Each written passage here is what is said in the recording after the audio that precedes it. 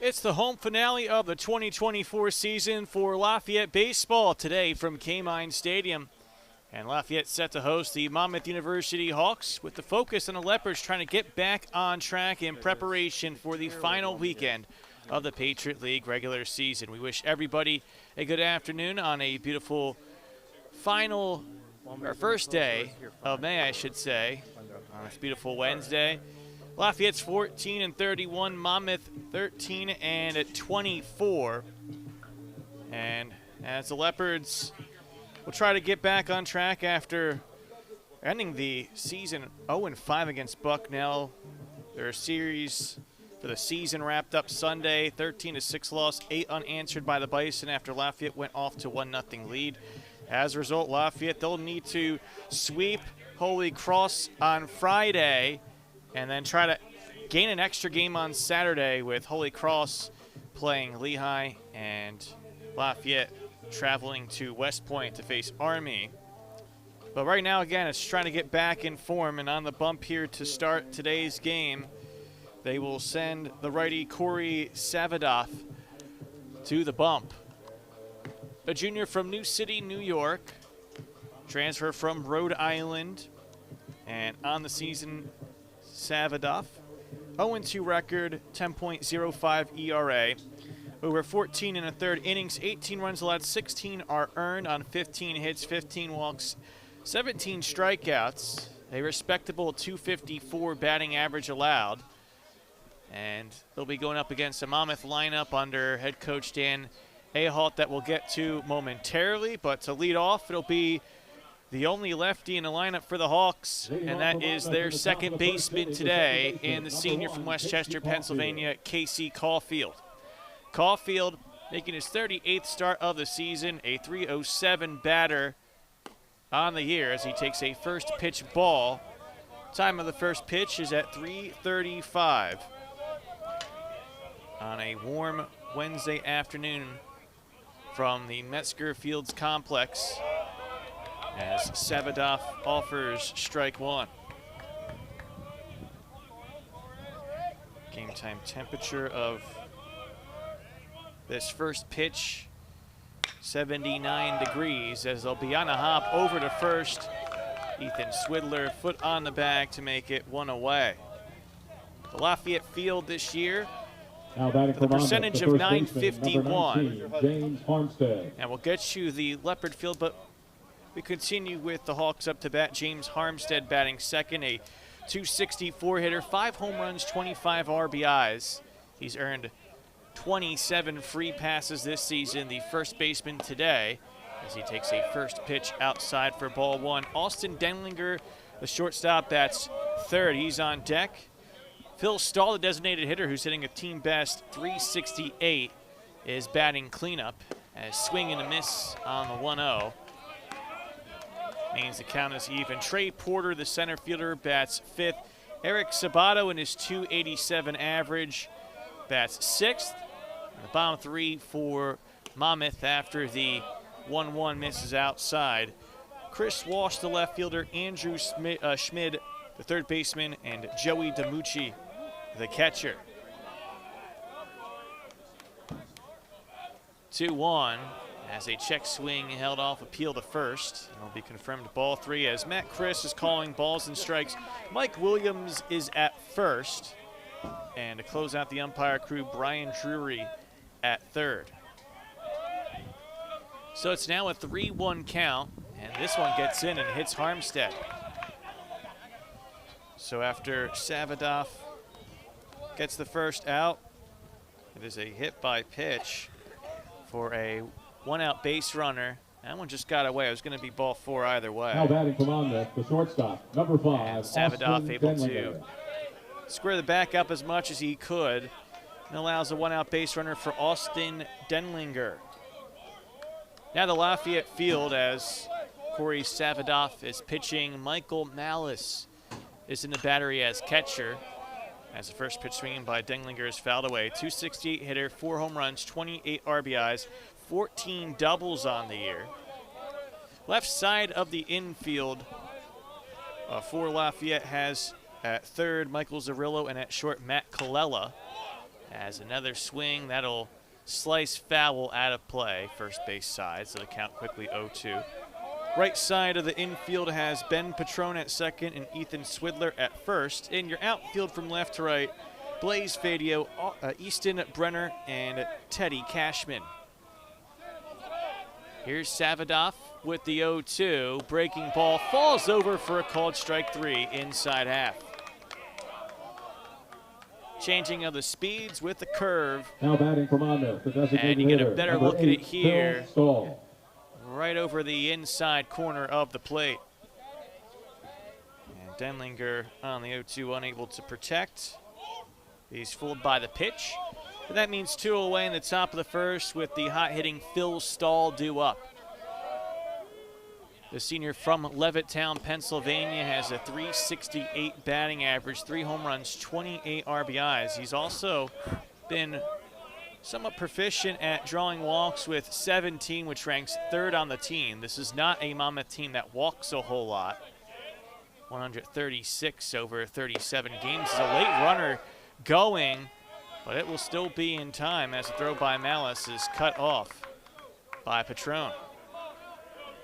Armstead, the first baseman, gets active on the base paths. And you see they're just not set up in terms of having the runner to cover. Just the second stolen base attempt of the season by Armstead, and he's successful on both. There was a strike, and the 0-2 then misses outside. And so the count is 1-2. Monmouth entering the game at 41 of 54 stealing, just under 76%. Lafayette's caught 15 runners stealing in 82 attempts as the high chop falls fair just inside the bag at third. Across the diamond on the throw from Zerillo will be in time to get out Swidler. They have 15 of 82 caught stealing entering today's game. It's a one-out base runner and nothing more for Monmouth as we're a half inning through. It'll be Lafayette coming up to bat when we return. No score from Kamine. Well,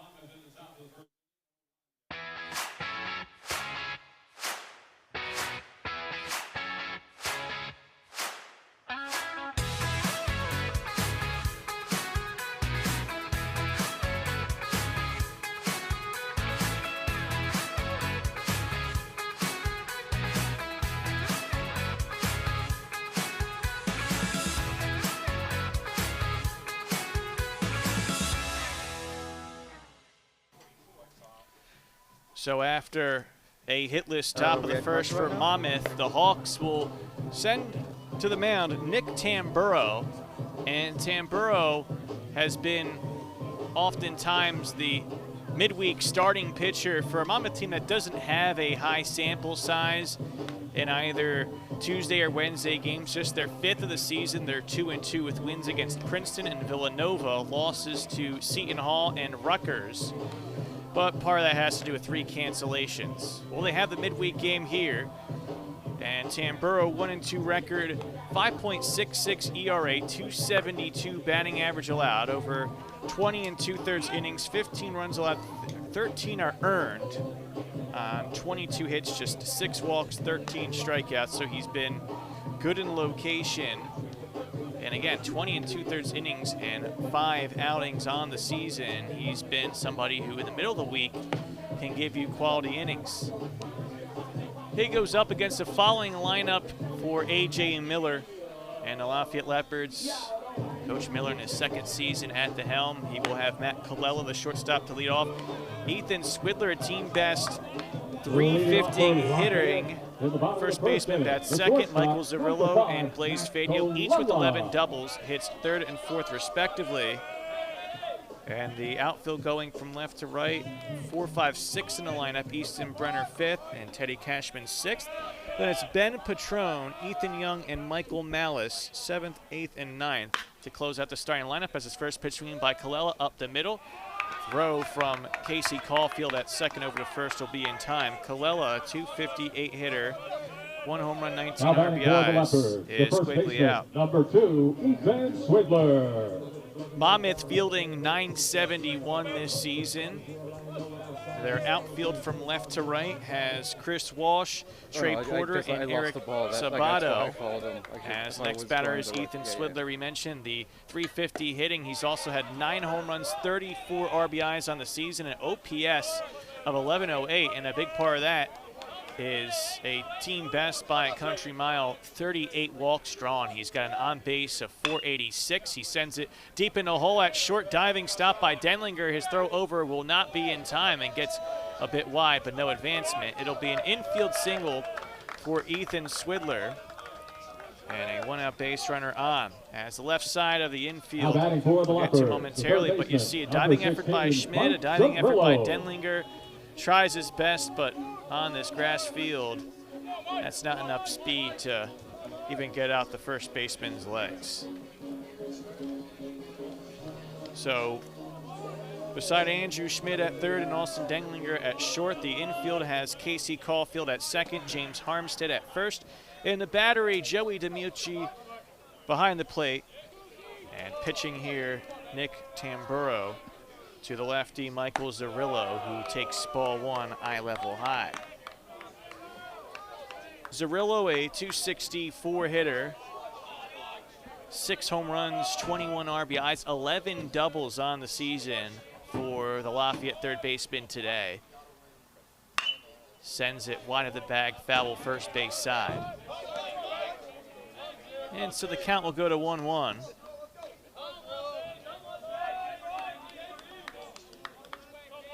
Both of these teams preparing for key weekend action. Again, mentioned Lafayette has a pair of doubleheaders coming up this weekend to close out the Patriot League regular season. Still a chance to get in. First, they got to focus on the sweep in Worcester, Massachusetts. That keeps the door open. Holy Cross at 11-10 in the Patriot League. Lafayette, after losing to Bucknell, 8-13. The Bison at 12-13 took all 5 matchups against Lafayette this season. That's a good drive to right. Sabato, diving effort, can't make the grab.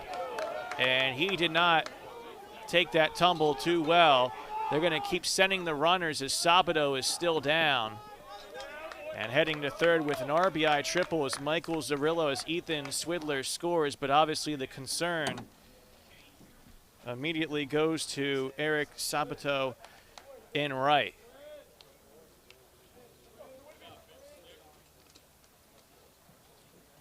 He took a pretty rough tumble trying to make the catch on what was a well-driven ball to right. And he kind of just got twisted up. Bit of a hard fall trying to extend out. And so, concern for the right fielder. But that is how the Leopards score their first run of the game. Michael Zarillo, with his now team best 3rd triple of the season. While they tend to the Hawk right fielder Eric Sabato, we will step off to a brief break as you are watching Lafayette baseball here on the Lafayette Sports Network.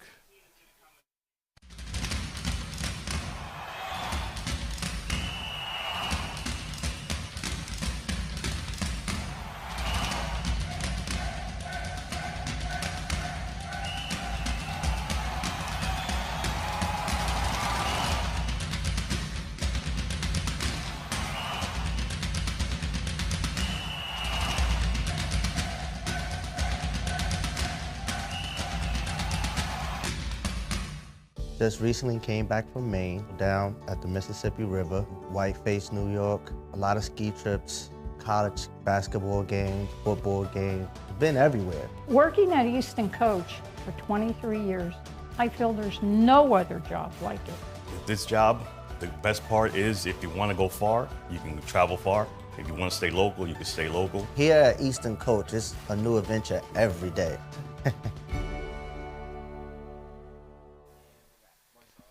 The injury to Eric Sabato on an RBI triple for Lafayette. Now in center field for Monmouth. A defensive change as Harry Padden, who's now making his 30th appearance of the season, but first in relief. Number 25, Trey Porter. He will be in center, and that forces Trey Porter to move to right field. So it's an RBI triple for Michael Zarrillo, his 22nd RBI of the season. 1-0 Lafayette leading. First pitch swinging by Blaze Fadio is sent foul out of play to right. Fadio leads this Leopard lineup with 37 RBIs on the season, a .289 hitter, 6 home runs, 11 doubles. And he'll take a pitch maybe high for ball one. That did not miss by much for Nick Tamburo.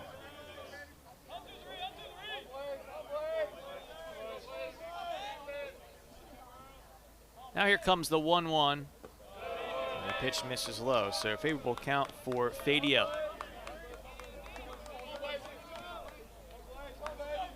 The left fielder today hails from Audubon, New Jersey.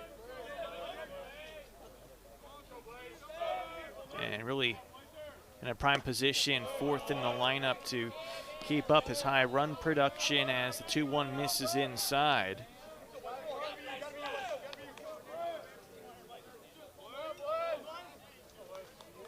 Engineering and economics major. Gonna get it done in many ways in the classroom. He's gonna get it done on the diamond with an RBI as it's sent over on a chop to third. Schmidt across the diamond only has one throw to Harmstead. It's a 5-3 ground out and an RBI to score Michael Zarrillo. The score is 2-0, so now 38 RBIs on the season. And you see nothing but a chance there to throw over to first. So it's a crooked numbered on the board as Easton Brenner, the center fielder, pulls back on a bunt attempt on the first pitch. He takes strike one. Brenner, a .248 hitter with 1 home run, 18 RBIs on the season. And as a center fielder, he's good on the base paths. It's helped him to score 29 runs, which entering the game ranks 3rd on the team. Swidler leading the way now with 36 after scoring one of the 2 runs here in the first. Diving effort at third on the swing, past Schmid. And Easton Brenner with a single to left is a 2-out base runner. Already the 3rd hit of the inning for Lafayette, and again, just perfectly finding it between Schmid and Denlinger.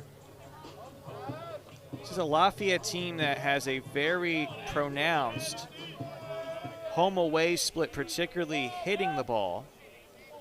At home this year, right here at the friendly confines of Hilton Ron Field, 9-9 record, .296 batting average, averaging over 6 runs per game.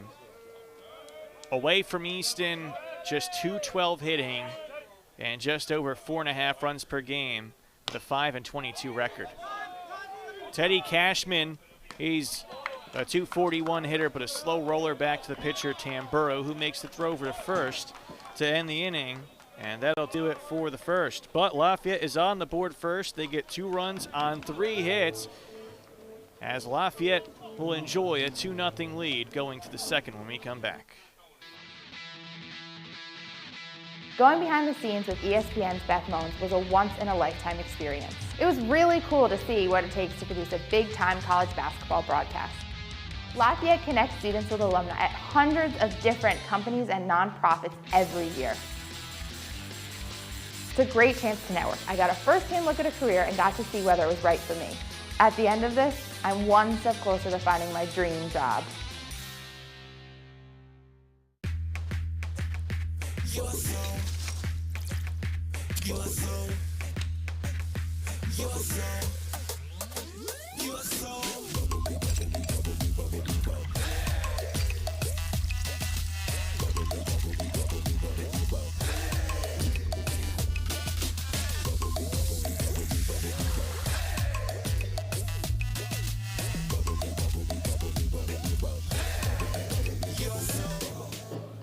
Hitters 5, 6, 7 are due up in the top of the second as Lafayette gets on the board in the very first inning. get a single, an RBI triple, an RBI ground out, Leading off from Monmouth and in a the top single, of a the second. two-run inning.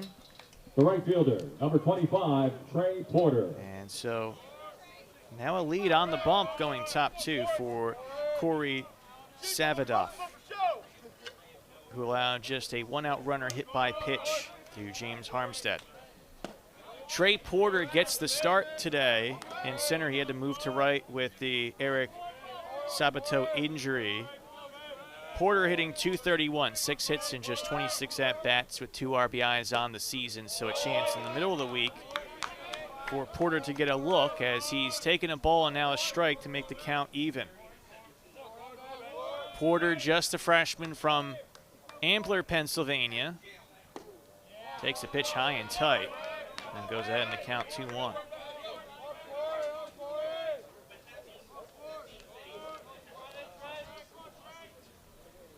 Savadoff quickly working and gets the off speed to lead to about a 3/4 swing. It goes too far for strike two.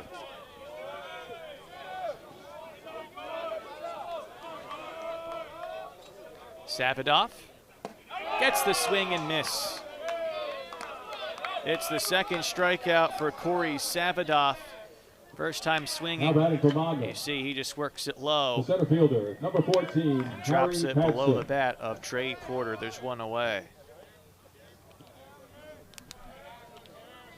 Harry Padden had to come on as a defensive replacement in the bottom of the first. He's now up to bat, but he ranks second on the team in batting average at .312. Also 4 home runs, 18 RBIs.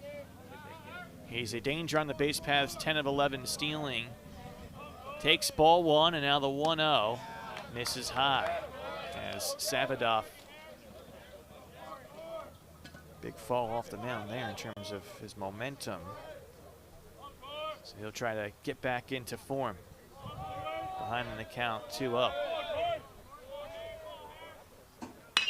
Sends a fastball over to short. Colella gets the grab, and the throw is on the button for a 6-3 ground out. There's 2 up, 2 down on the top of the second. Now batting the from speedy Monmouth, the left runners fielder, out. number 45, Chris With the bases Walsh. empty and 2 outs, Chris Walsh is due up. Good throw. Colella had to quickly get that grab on a hop to about belt level. Walsh is an 8 of 32 batter this season, so it's .250 with 1 RBI. The left fielder is a freshman from Springbrook Township, New Jersey. Get another player that's getting some midweek looks here. Huge series coming up for Monmouth. They are 7-11 in the CAA, and if they want to get back in the hunt for the top 6, they have a chance to strike this weekend as they travel down to Newark, Delaware. The Blue Hens are 11-7 in conference play. It's a hard charge by Swidler in the high chop. Good coverage by Savadoff. 3-1 goes the ground out for Chris Walsh, and it's a 1-2-3 inning for the Leopards pitching. The inning will come to an end as a good play on the range by Corey Savadoff sends us to break. For Monmouth, to the top of the...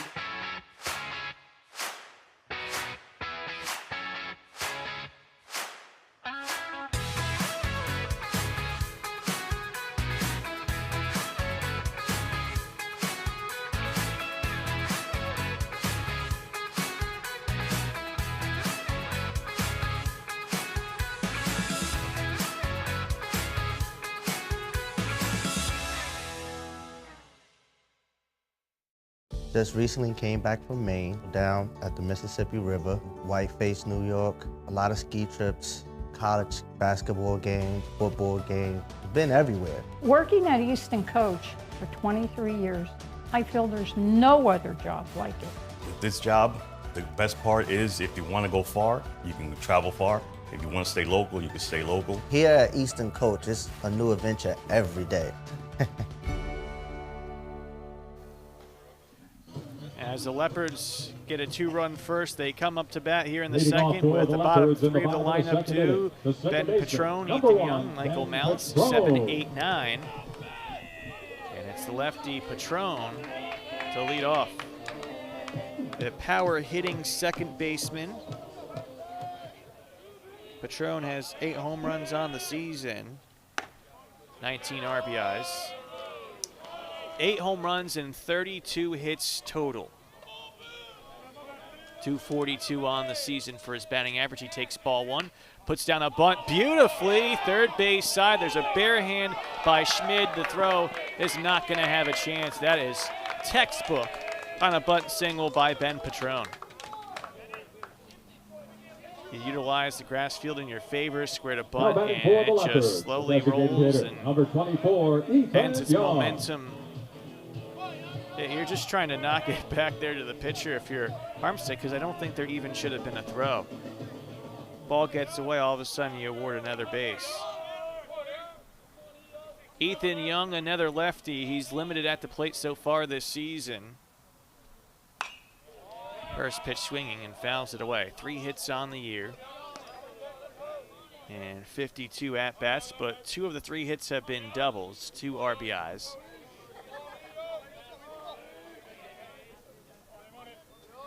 Young trying to find form here in his junior season after he began his career at Seton Hall and Community College of Morris.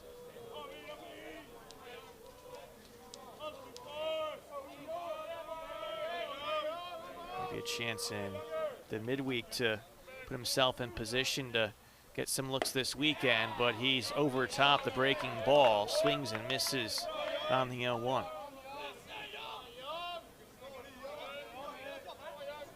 Hitless in his last 9 games. 25 at-bats in that span. Take an 0-2 low, though, and stay alive in the count. Ben Patron leading off with a bunt single. This is a Lafayette team that has successfully stolen bases just over 75% of the time, 55 of 73. But this is a tough team to have success against as the 1-2 misses low. The Hawks have caught 23 runners stealing in 74 attempts, a caught stealing percentage of 31.1. And DiMucci behind home can help with that, but the runner goes, the pitch is low, here comes the throw. It's a pretty good one, but behind the tag to get in safely is Ben Patron. Well, you see the arm, but Patron has his 5th stolen base in 6 attempts. Just a little bit wide first base side that forces the extra extension by Caulfield. And because he had to reach a bit late there, Patron able to get behind it. If that was a little bit closer to the bag, that would have been stolen base. Now pickoff attempt, and Patron just barely got back in time on the tag applied by Caulfield.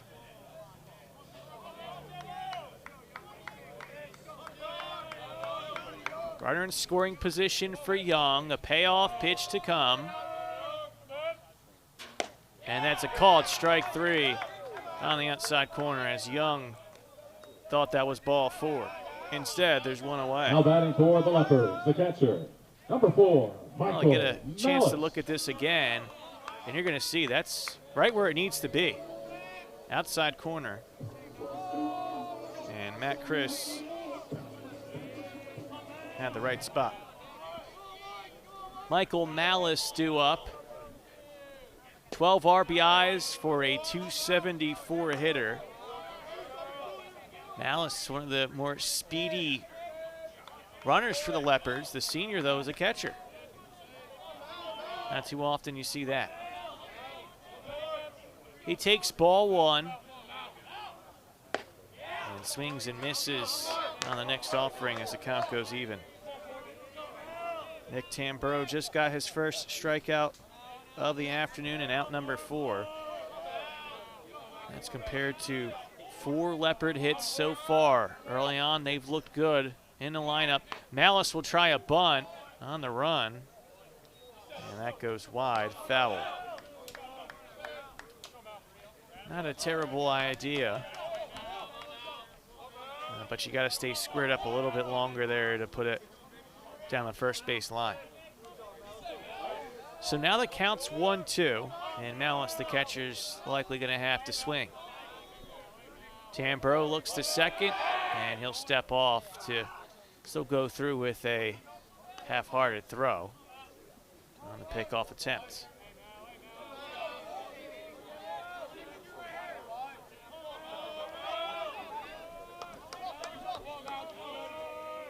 So now the 1-2.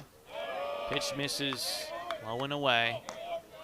You got that big shift over third base side. That's why Malice tried to surprise with the bunt on the 1-1. As Caulfield is on the third base side of the second base bag. 2-2 misses in the dirt, and it'll be a payoff pitch to come. Malice trying to flip the lineup over and put 2 on with just 1 out for Matt Colella. There's 0 for 1 with the ground out to second. Here comes the payoff pitch. An early swing and a drive out of play foul. Third base side. Malice is way on top of that one. So you think maybe off speed, he's a little bit ahead. Do you try to now blow by Malice on the pitch? Here it comes, and the fastball is low in the dirt for ball 4. He gets a confirmation from Matt Chris. And so a 1-out walk as the lineup flips over to Colella. Now batting for the Leopards, the shortstop. 4 of 8 5, hitting Matt with Colella. a walk. First time through the lineup. And Colella will try to extend this 2-0 Lafayette lead.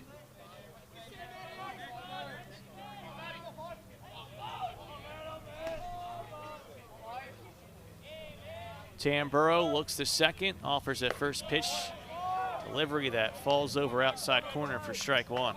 Had some good break to it. Colella, just a freshman from Clifton, Virginia. And he may have already locked up being steadfast at short as the runner goes. It's a hit and run situation. Throw to first will be in time on the ground out over to third, but that's a productive out. Now runners at second and third for Ethan Swidler. The first baseman, You're just trying to put that ball in play, and obviously ball in play helps with the runners going to prevent a potential double play opportunity.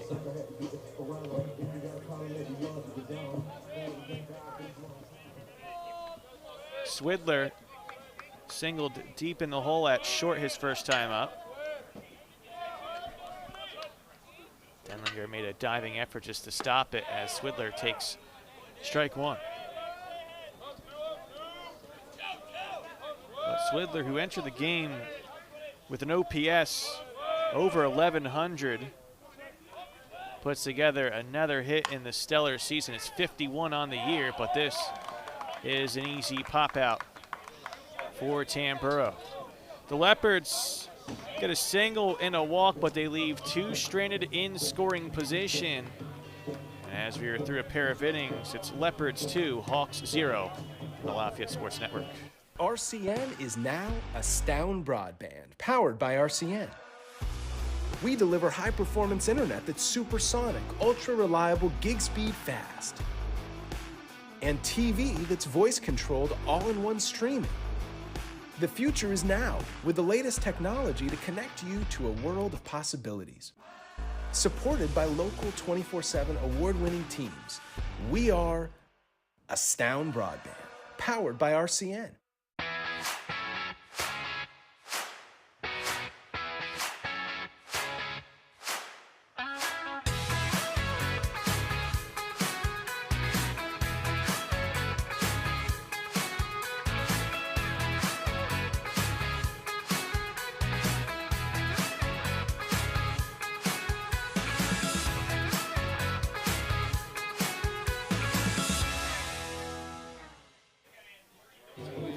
To the top of the third we go. This is the first year in Easton for Corey Savadoff after his first 2 years at the University of Rhode Island. Made 15 appearances in those 2 years, 18 in a third innings, 20 strikeouts Leading off for Monmouth in the top of the third inning, And the third it was baseman, number 26. a matter of consistency, and that's really just kind of the battle for a lot of these Division I arms, especially those that are trying to get the reps in the middle of the week. Can they get the ball over the plate with consistency?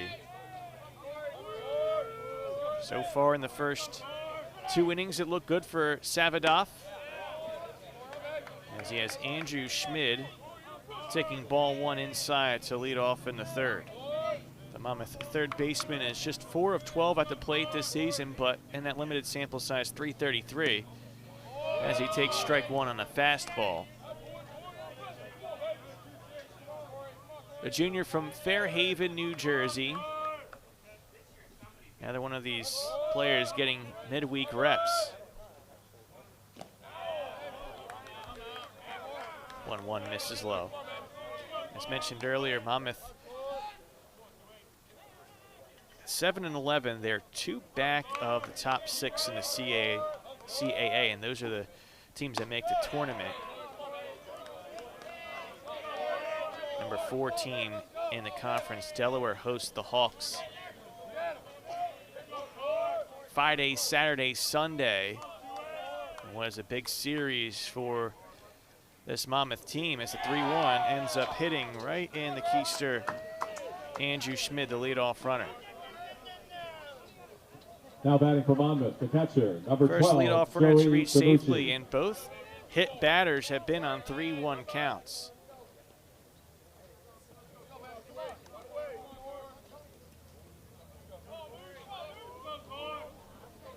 Joey DiMucci is now up. DiMucci, the catcher, batting 151 this season with 6 RBIs. Thought about the bump, pulls back. It's ball 1.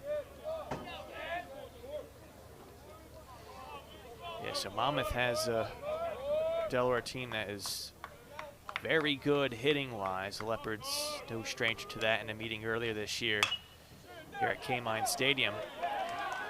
Meanwhile, a nice flare to center for a base hit. That's the first hit for the Hawks, first time through the lineup, and DiMucci just found an opening. He didn't get a lot of drive behind this one. Second baseman, number 1, Casey Caulfield. But it works, and suddenly 2 on, nobody out. There's a chance to get a rally going with the top of the lineup due with Casey Caulfield.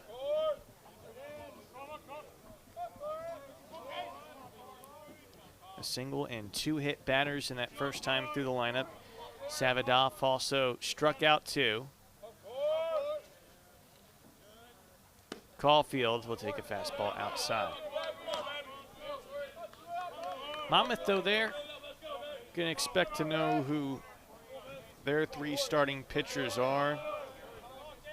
And between Drew Helmstetter, Alec Couture, and Kevin Oppenol, combined 8-10 record. The rest of the pitchers 5-14. ERA for those top 3, 4.37. The rest 7.35. And so pitching depth the key. Monmouth will try to work that depth a bit here this weekend to establish a rhythm. 2-0 didn't miss by much. And now Savadoff 1 ball away from loading the bases. And again, consistency is perhaps the most important thing in these midweek games. You look good in the first 2, but so far a struggle here to start the third as a take-in strike. Makes the count 3-1 for Casey Caulfield, who grounded out on a chop to first in his leadoff AB.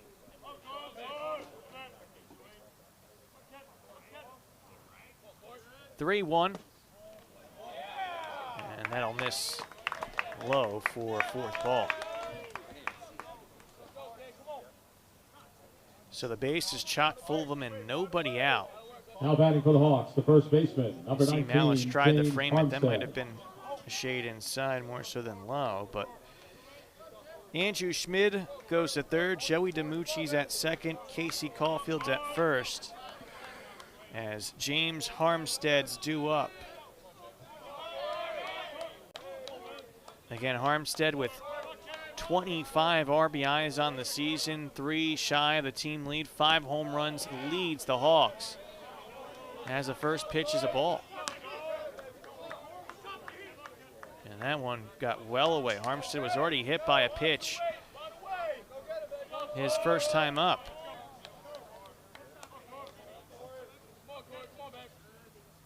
"1-0" again, almost hits Harmstead. And so now Savadoff, he's got to get himself collected here.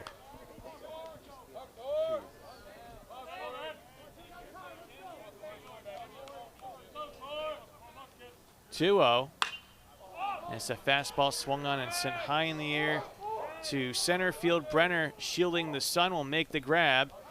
And the runner's going to be held up. There's a chance to get the runner out first. Malice, though, no one was covering over at first, and perhaps that's why Monmouth was so far away at first with Casey Caulfield. Now batting for Monmouth. In the end, no sacrifice fly. There's 2 away. Or 1 away, I should say, excuse me. And a big out.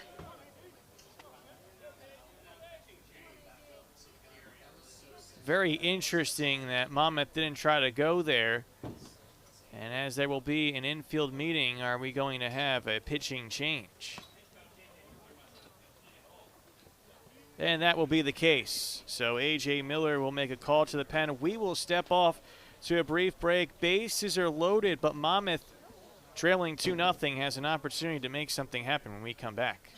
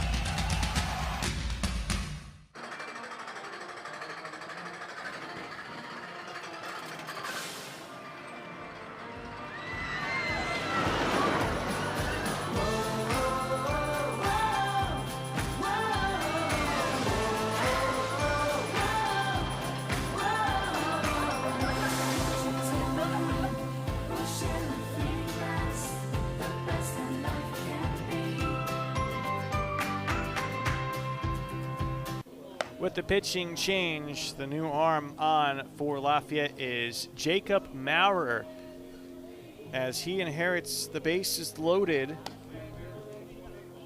as Corey Savadoff We're doing 9 innings, right? went 2 1/3 innings.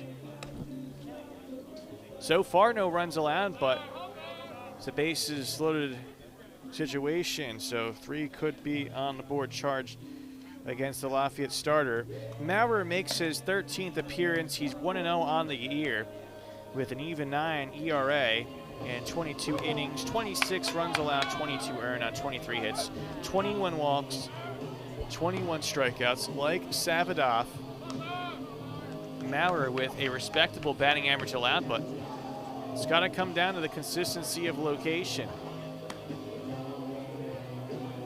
And as Maurer warms up, trying to find a bit of that location.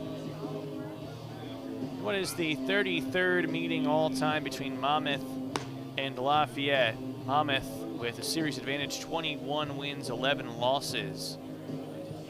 First meeting since 2019 when the Hawks edged out the Leopards 5-4. This is the Lafayette team in year 2 under head coach A.J. Miller, trying to make a step up from last year. They went 15-31 overall, 10-15 in Patriot League play. They were able to earn themselves a spot in the Patriot League tournament. Now batting for Monmouth, the shortstop, number 5. Top 4 a little bit Denlinger. stronger this year compared to last year right now. And so Lafayette needs help, but they still have a chance to surpass what they did last year in the win totals. Austin Denlinger takes a first pitch fastball outside. Denlinger struck out looking his first time up. Again, bases loaded, 1 out. Top of the 3rd, 2-0 game. 1-0 count, also misses outside. And so Jacob Maurer, who does not have a bag to give, is immediately behind in the count.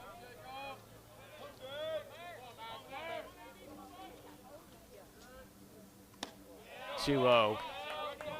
Misses high. Right now, you just got to get the ball over the plate. 3-0 the count. Will Denlinger be given the green light? It's over the plate. No, he'll take it. The count goes 3-1. And so Austin Denlinger, the shortstop, 28 RBIs on the season for Monmouth, tied for the team lead. Well, Mel make it a team lead 29th, but as this pitch gets away, do you try to push it? It does not seem to be the case for Monmouth. The runners will go station to station. Andrew Schmid scores. Now batting for the as Hawks, the it's designated now hitter, become number a 8, 2-1 Phil Lafayette Stahl. lead. So there's the first run in. Charge to Corey Savadoff. And Phil Stahl is due up, another dangerous hitter for the Hawks.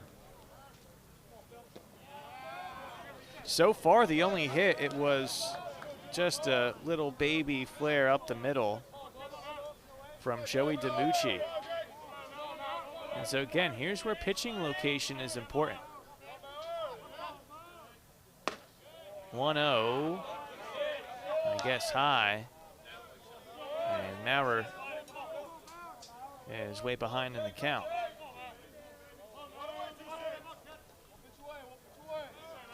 DiMucci has moved to third, Caulfield to second, Denlinger to first as a take and strike. Makes the count 2-1. Not a bad pitch to take. Right now it's, I think, about testing to see if Maurer can get the ball consistently over the plate if you're Monmouth. Stahl will take strike 2. And so we do see back-to-back strikes for Jacob Maurer. A junior from Dayton, Ohio, with the 2-2. This is swung on and sent to left. It'll be caught, and here comes a throw that'll just go towards third base. DiMucci comes home to score on a sacrifice fly to left, and Phil Stahl with his 29th RBI just fished it out. Now batting Tie for this up Monmouth, at 2. the right fielder, number 25, Trey Porter.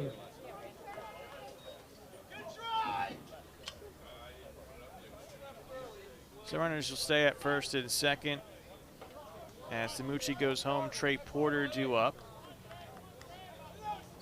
Two team leaders and RBIs both have produced their 29th of the year. Denlinger then Stahl, and just like that, we are tied.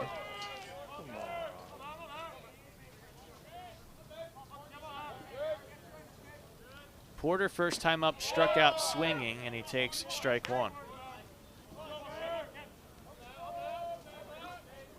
And if you're Monmouth, you're more than content after having bases loaded, nobody out, to score 2 runs, but they'll hope for more. Porter, though, swings and misses, and he's way behind in the count.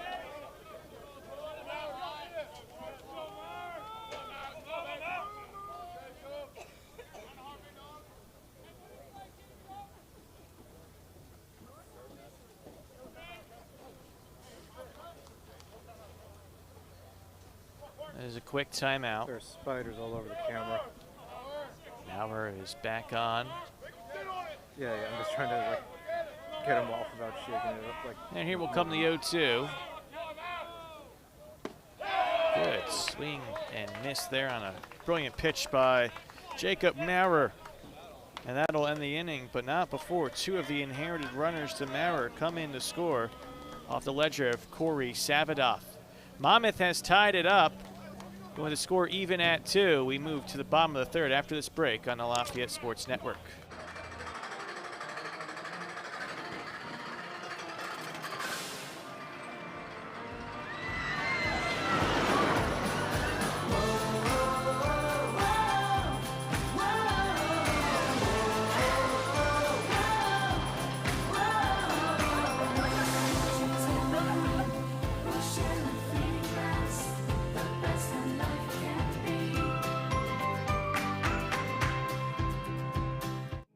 Lafayette College has nearly 30,000 alumni. That's a lot of spots on our collective leopard. Each of those spots is like a doorway to new connections and opportunities. Gateway Link helps get those spots together. Gateway Link is the exclusive career network to the Lafayette family. It is the place for alumni to alumni and alumni to student networking and mentoring. Tap into the power of the Lafayette network. Join Gateway Link today. And so to the bottom of the third we go Leading off after for the Leopards, Monmouth in the bottom has of the tied third, it up. the third baseman, number Lafayette 16, Mike has a heart of its Cirillo. lineup due. Left 2 in scoring position in the bottom of the second, scored 2 in the first. So far they have looked good against Nick Tamburo, who's back on the bump for another inning of work. Michael Cirillo had an RBI triple to right. His first time up, he sends this one towards the right field corner, foul. Wide of the 335 corner.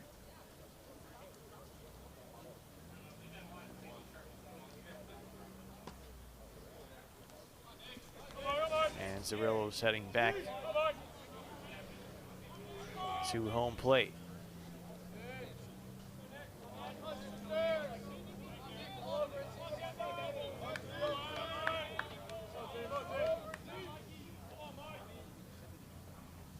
Tamburo with the pitch, and Cirillo gets a good hold of this one. Back to center field, tracking back, will make the grab.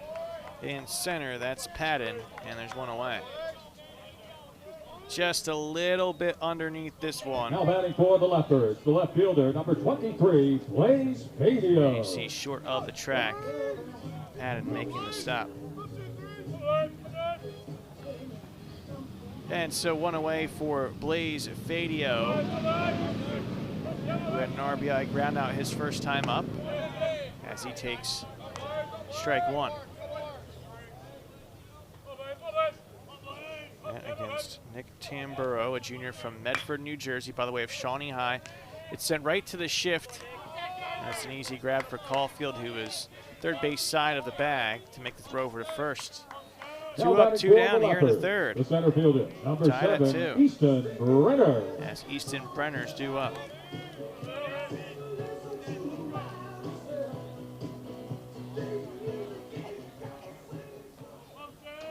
Last 3 outings especially has shown how deep Tamburo can go into a game. As the first pitch misses in the dirt to Brenner. 5 2/3. No earned runs allowed, but 2 total. No decision against Seton Hall, midweek game. At Princeton, 6 innings, just a single run allowed on 4 hits, 2 walks, 5 strikeouts. That's a quality outing and a winning effort against the Tigers. And then last time out against Rutgers, went 4 2/3, but allowed 7 runs, all earned on 9 hits in a loss to the Scarlet Knights. Tamburo has a 1-2 count against Easton Brenner. Brenner takes the pitch low. And so the count is even.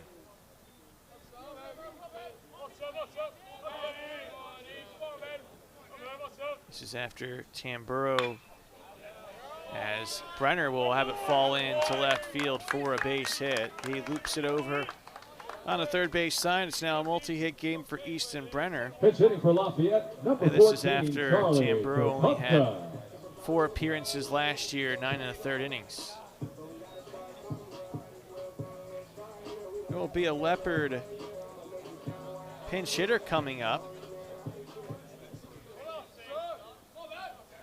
And one from the left side of the plate. First pitch is a fastball taken for a strike by Charlie Kropotka. Sophomore, from Red Bank, New Jersey. Began his collegiate career at Delaware. There'll be a throw over, first tag applied, but not in time. As Brenner is safe. So Kropotka pinch hitting for the right fielder Teddy Cashman. And first we'll have a timeout for the pitch. Kropavka, 7 of 49 at the plate this season with 1 home run and 7 RBIs. In that crouched stance. Another throw over to first. Again, tag applied, not in time.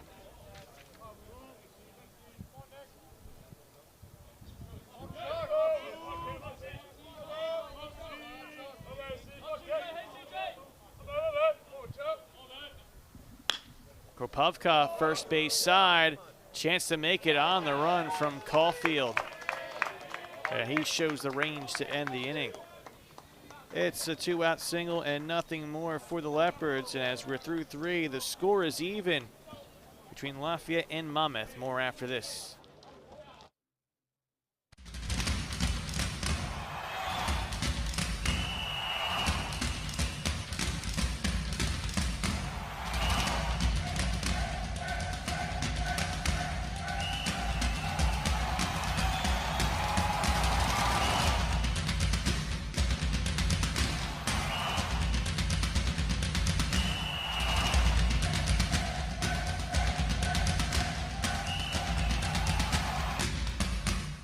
Just recently came back from Maine, down at the Mississippi River, Whiteface, New York. A lot of ski trips, college basketball games, football games. Been everywhere. Working at Easton Coach for 23 years, I feel there's no other job like it. With this job, the best part is if you want to go far, you can travel far.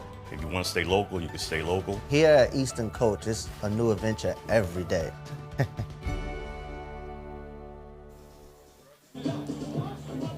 We have a tied score, 2 apiece, heading into the top of the Now in 4th right inning. field for Lafayette, number 14, After Kropavka. Charlie Kropavka pinch hit to close out the 3rd, he will remain in the game and be in right field for Teddy Cashman. We thank you so much for joining us on a beautiful, warm Wednesday Leading off for afternoon. Monmouth in the top of the 4th inning, On the the center 1st of fielder, May, number 14, Adam Harry Dobrovolsky Padden. here on the Lafayette Sports Network. We thank you so much for tuning in. Harry Padden will lead off in the top of the 4th. Again, didn't start the game, but was a defensive replacement due to injury in right. He took over the center field role and forced Trey Porter to move from center to right. So far, Padden 0 of 1 at the plate. He takes ball 1 from Jacob Maurer.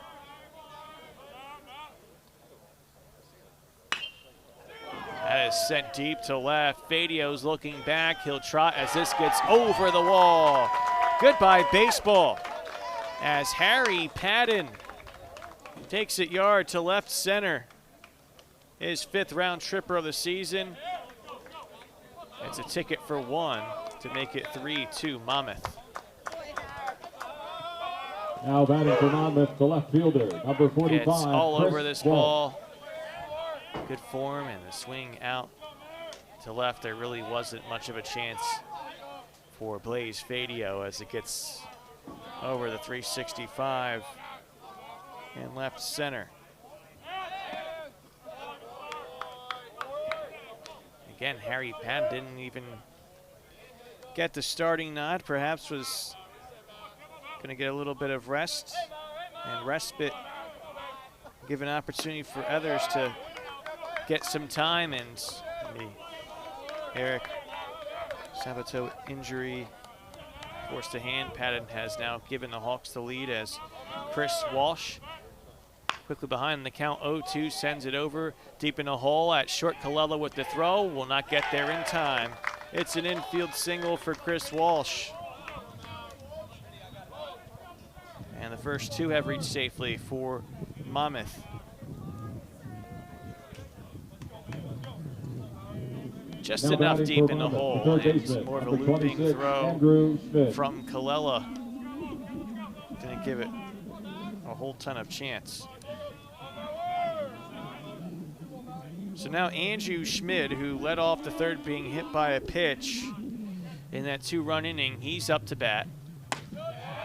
He takes a fastball about chin level high for ball 1.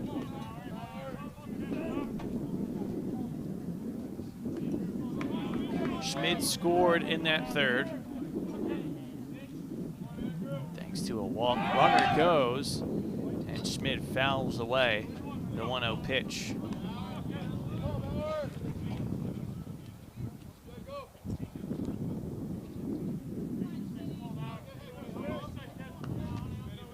Monmouth entered this frame with 2 runs on just 1 hit. So far, they've made that now 3-3, no errors. Lafayette threw 3 team at-bats, 2 runs on 5 hits, no errors as a snap throw to first.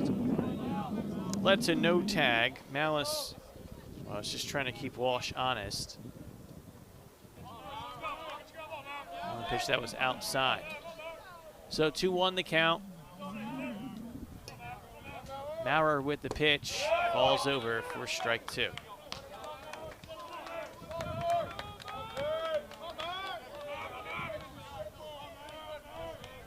The Leopards are at double play depth.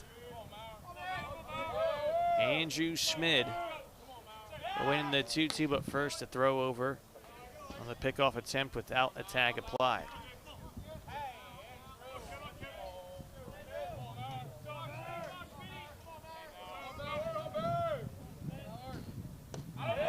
Movement on the 2-2. Breaking ball falls off the zone. It's a swing and miss for Schmid, and there's one away. Now batting for the Hawks, the catcher, number 12, Joey DiMucci. Good work to get Schmid ahead of the pitch and get the swing. Second strikeout for Maurer as Joey DiMucci due up. Second time through the lineup for Monmouth has been more fruitful than the first. DiMucci, though, just a little polite looper up the middle. Gave Monmouth its first hit, and that was batter number 9 of the game. This ball gets by Malice, and easily over to second will be Walsh. And so now runner in scoring position with 1 away, and DiMucci ahead in the count, 2-0.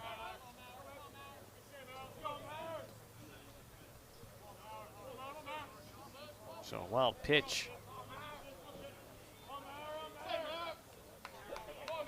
As the Hawks will try to extend this lead. Taken strike. Makes it count 2-1.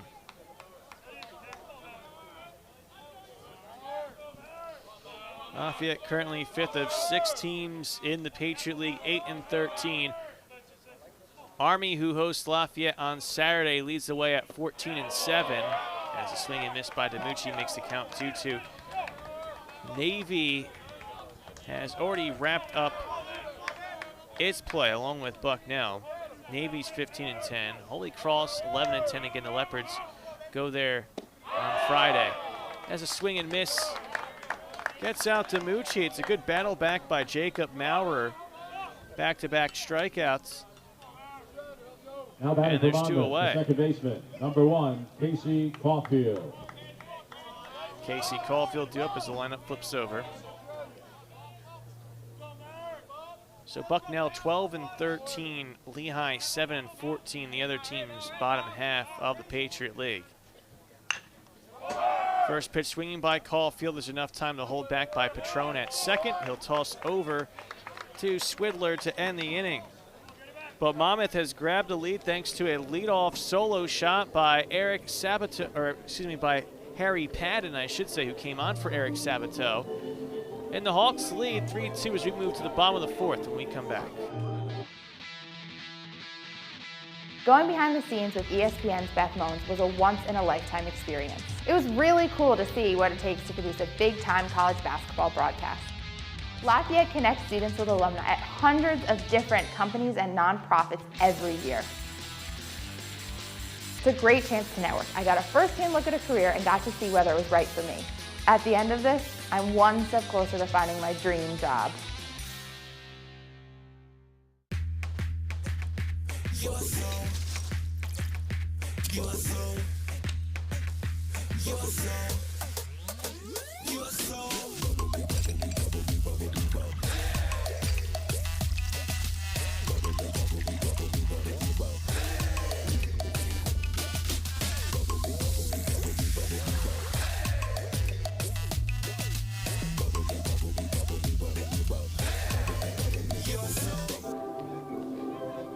bottom third of the lineup too for Lafayette, who trail for the first time coming up to bat. And Nick Tamburo may have started to hit his stride second time through the lineup. Lafayette had the better success first time through the lineup with 4 hits and a walk. At the bottom of the fourth, the second baseman, So far, number just 1, Easton Ben Brenner's Petro. 2-out single in the third, second time through the lineup. Ben Patron, though, led off in the second with a single, and he leads off here in the fourth. Leopard's second baseman swings at the first pitch and fouls it away. A junior from Princeton, New Jersey, by the way, of the Hun School.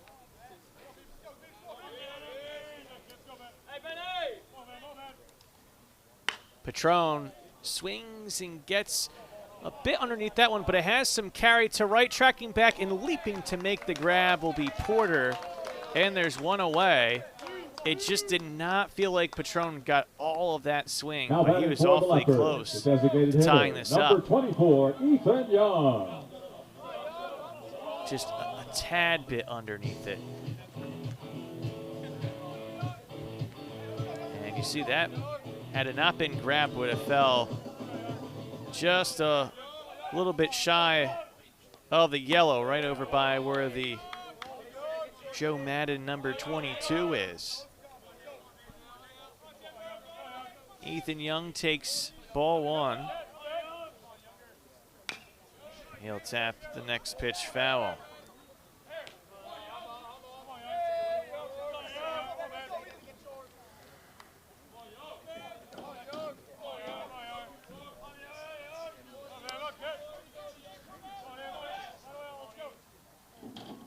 One. Check swings held up on the fastball low. So Young now heading the count 2-1.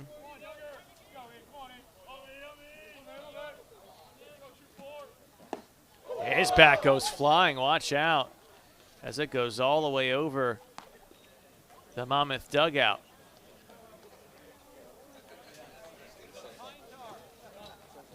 That can be dangerous if you have fans behind the dugout. Fortunately, everyone's okay, and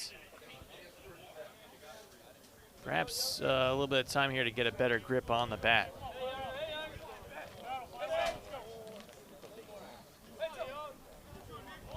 So Ethan Young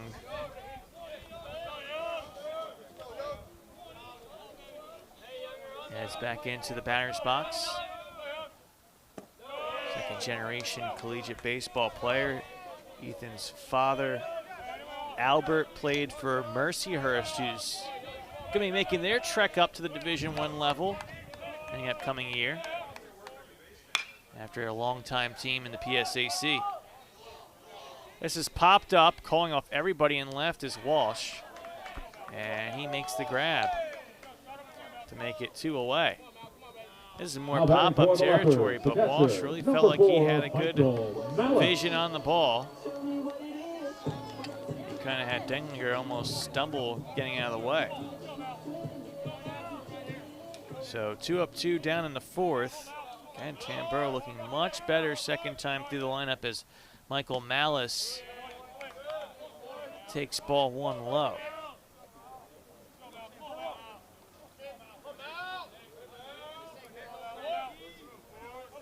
Tamburo working quickly, and Malice sends this up the middle. Patton will have to let it fall in for a base hit. The Leopards have had at least 1 hit in each of their first 4 team at-bats. Now batting for Lafayette, the shortstop, number 5, Malice will hope to flip the lineup over to something more successful. Third time of the lineup through with Matt Colella due up.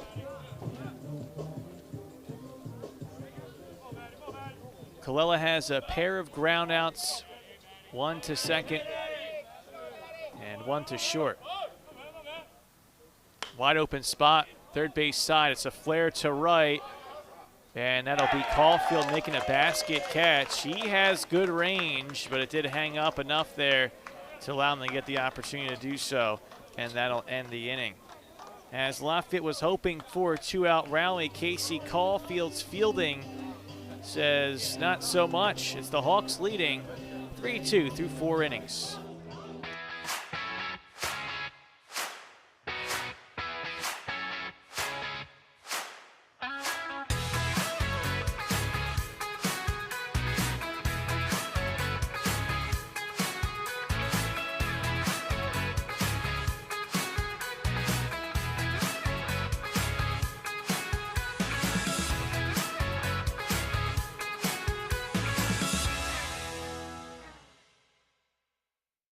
Just recently came back from Maine, down at the Mississippi River, Whiteface, New York. A lot of ski trips, college basketball games, football games. Been everywhere. Working at Easton Coach for 23 years, I feel there's no other job like it. With this job, the best part is if you want to go far, you can travel far. If you want to stay local, you can stay local. Here at Easton Coach, it's a new adventure every day.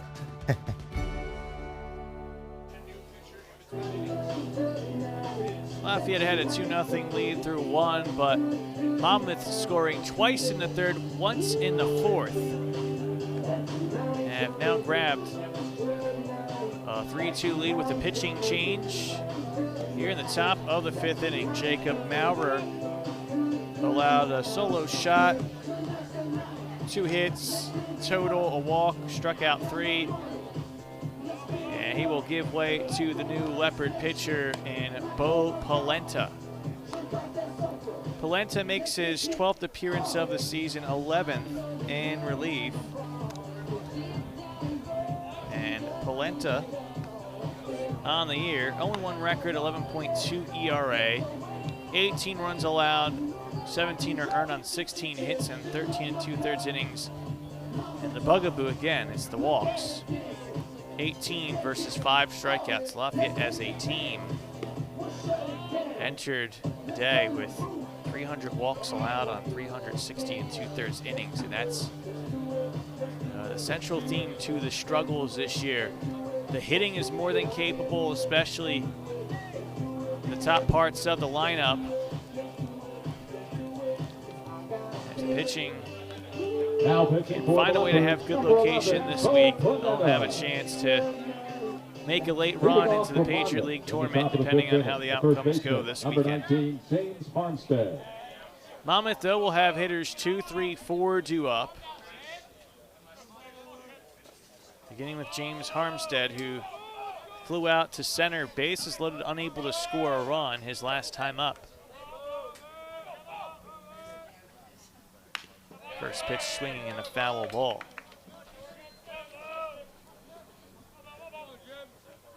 Armstead was also hit by a pitch his first time up. He was nearly hit twice in his last AB. One pitch was behind him and one was high and tight near the face. Takes one about eye level high on the 0-1 count, so it's now even.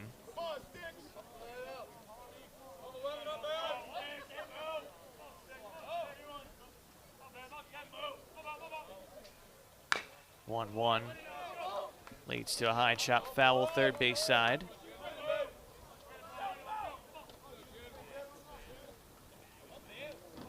Bucknell pulling off the sweep this weekend.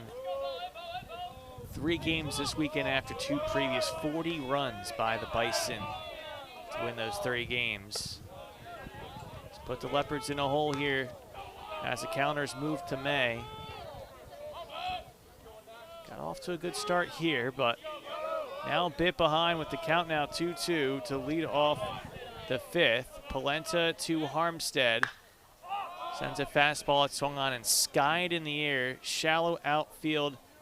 Brenner charges underneath to make the grab. And there's one away. Now batting from Monmouth, the shortstop, number 5. So James Harmstead unable to harm the Lafayette offense to lead off in the 5th.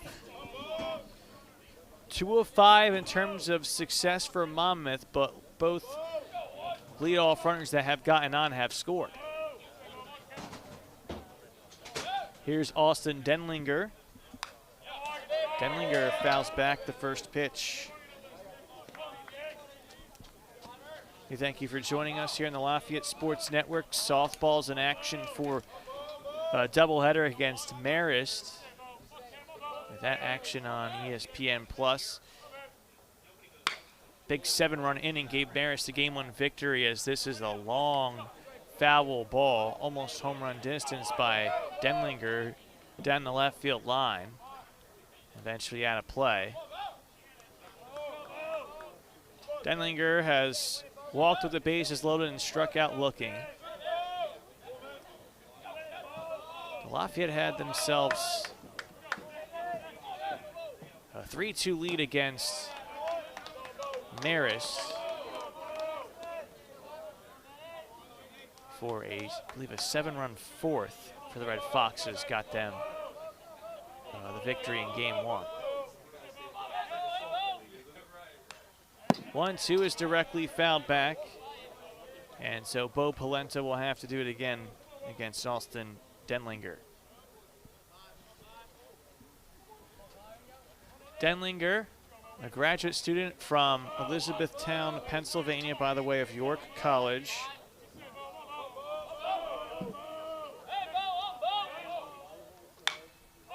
Pops up the 1-2 in foul territory, but out of play. Second year with Monmouth after being a Division III standout where he was all region with the Spartans.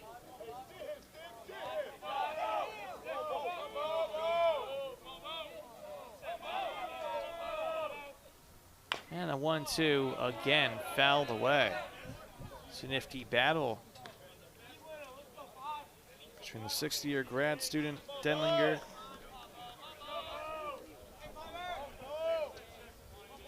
and the senior from Clearwater, Polenta. Once again, the 1-2. This time it's swung on and missed. The fastball to blow by Austin Denlinger means it's 2 up, 2 down in the 5th. Now batting for Monmouth, the designated hitter, number 8, Phil Stahl. 6th strikeout for Pard Arms, as Phil Stahl, who's still looking for his first hit, is due up. Ground out and sacrifice fly for Stahl, who swings at the first pitch. One hop right over to Colella. He makes the throw on time, and it's a 1-2-3 inning. We are halfway home from Hilton Ron Field, and it is a 3-2 Monmouth Hawk lead on the Lafayette Sports Network. Dark matter makes up about 80% of the matter in the universe. And when you think about it, learning about dark matter means learning about most of the stuff that's out there. We have no idea.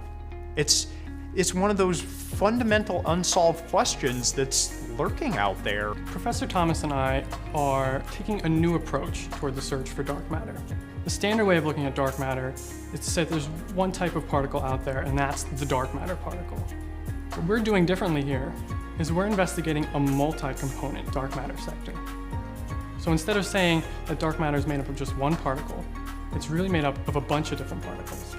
This is a theory project, and theory is going to pave the way for what we can expect to see in our direct detection experiments. We're doing something new here. To know that you're at the forefront of theoretical dark matter physics is an inspiring feeling. Took a while to get settled in for Nick Tamburo, but he's rolled along in the last 2 innings. And now as he moved to the bottom of the 5th inning, Tamburo will face Lafayette hitters 2, 3, 4, Swidler, Cirillo, and Fadio, who helped to produce a 2-run bottom of the 1st.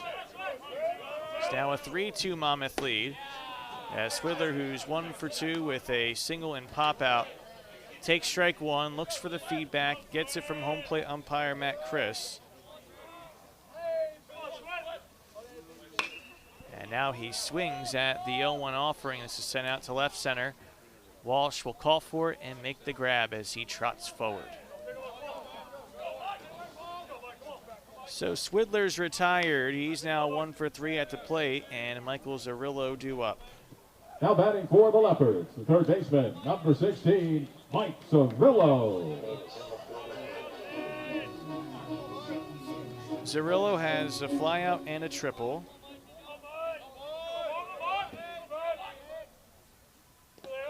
And he will take ball 1 low. Also a flyout to center for the left-handed hitting third baseman. Who now makes it a 2-0 favorable count.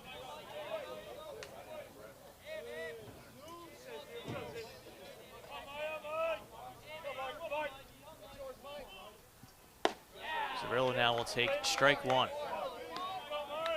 A junior from Atlanta.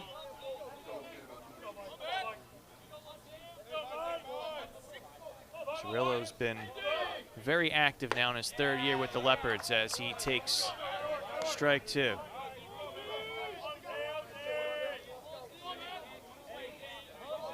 .30 hits as a freshman, 49 last year as a sophomore. As he takes the 2-2 outside. 1 hit today, and now in his junior campaign, Zerillo has 40 on the year. Here comes the payoff pitch, the windup kick and delivery from Tamburo. Misses a bit high. It's his 2nd free pass administered. And Zerillo is a 1-out base runner. The left fielder, number 23, Blaze Fadio. Might have been a bit outside as well. Blaze Fadio due up. A pair of groundouts, including an RBI to score Zerillo in the 1st.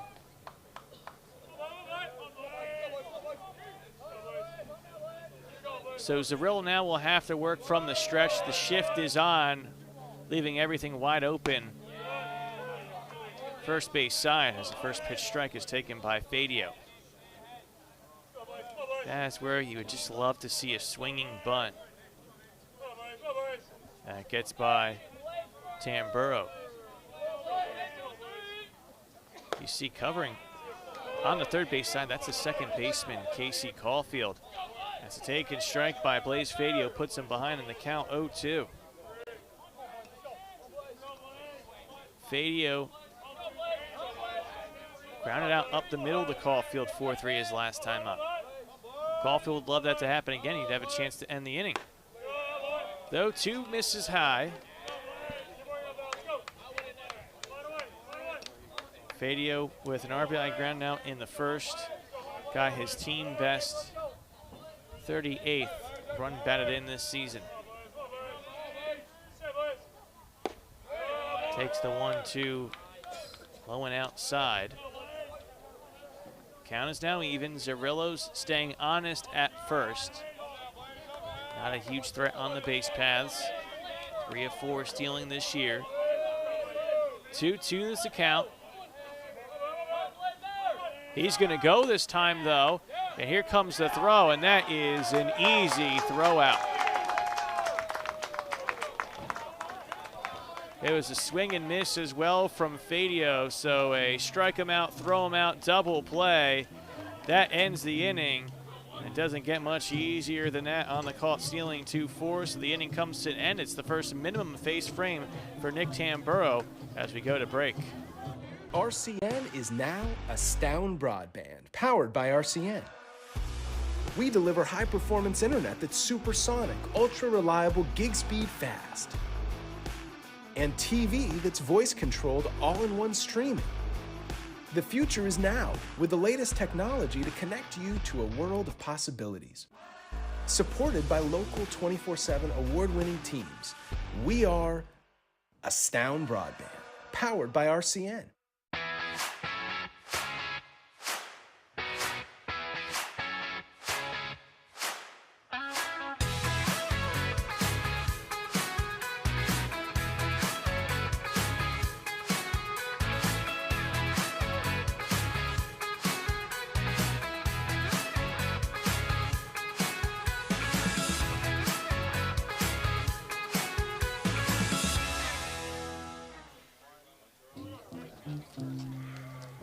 So Monmouth gets a strike him out, throw him out double play as Michael Zarilla was caught stealing.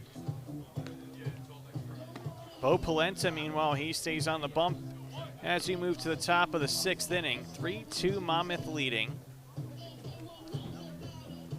Polenta got a 1-2-3 fifth, so he'll try to keep the good vibes going. Corey Savadoff looked good in the first 2. Struggled in the third. 2 runs were charged to him as Jacob Maurer had to come in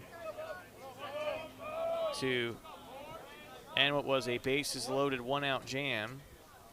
But 2 runs came in to score a tie. Then Harry Padden, who's due up on deck, hit the go-ahead home run in the 4th off of Maurer, who allowed 1 run in an inning and 2/3.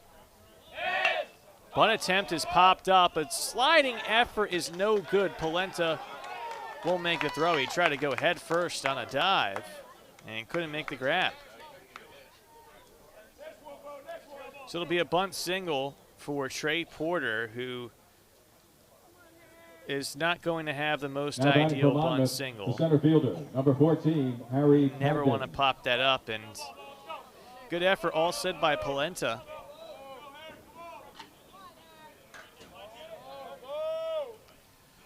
So Porter, after striking out his first 2 times up, has an infield hit. And so far for Monmouth, top 4 don't have any hits, but the bottom 5 have a combined 4 as the first pitch swinging is fouled back by Padden.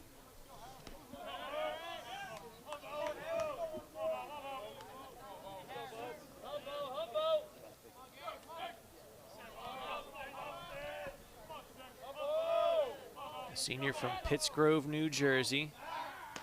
Padden will have to wait after the throw over to first. Porter is back safely.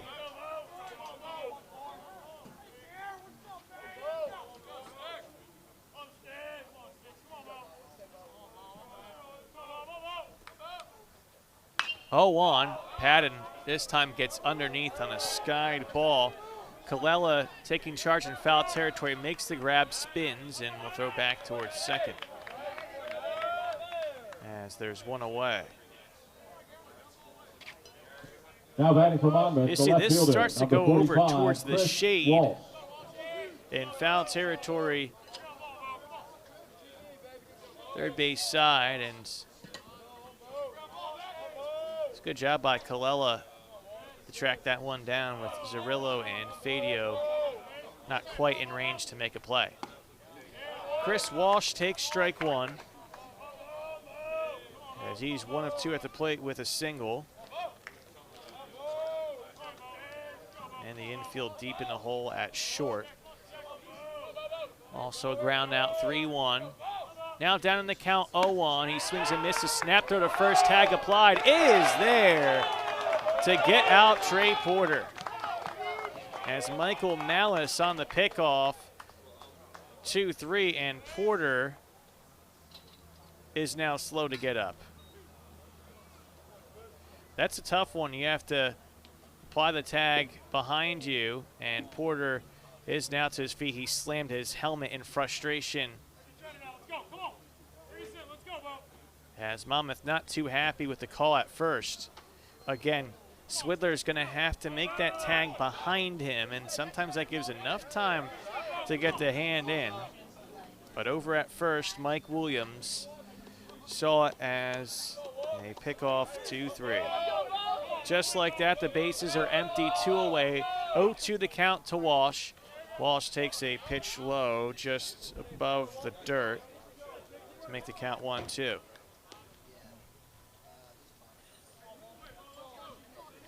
Polenta, though, trying to get it. 6 retired and 6 batters faced. Thanks to the pickoff.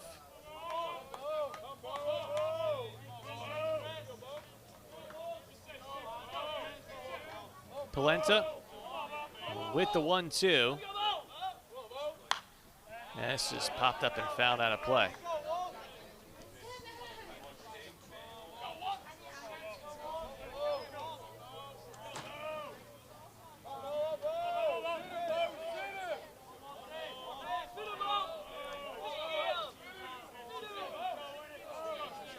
On the 1-2.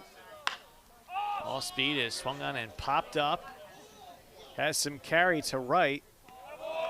And Kropivka makes the catch. So the 6 comes the end for Monmouth. It's still a 3-2 score.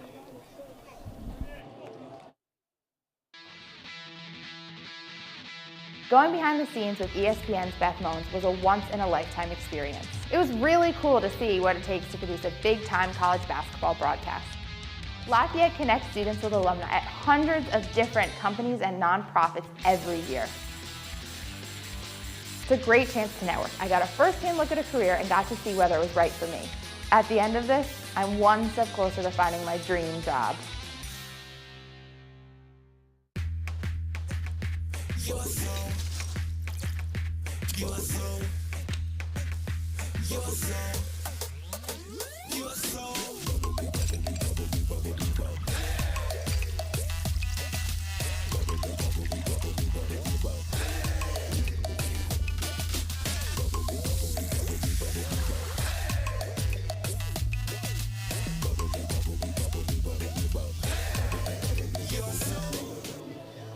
We have a one-run ball game in the bottom of the 6th. As things continue to get stronger for Monmouth starting pitcher Nick Tamburo. Leading off for the Leopards in the bottom Both of of the his 6th. runs allowed in the Center fielder, first. Number 7, Easton Brenner. Monmouth tied it with a pair in the 3rd, grabbed the lead with a single run in the 4th. 2-run the score, bottom of the 6th. Easton Brenner will lead off. The center fielder is so far 2 for 2 with a pair of singles. 2 runs on 6 hits, 2 walks, 2 strikeouts through 5 for Tamburo, who offers up ball 1.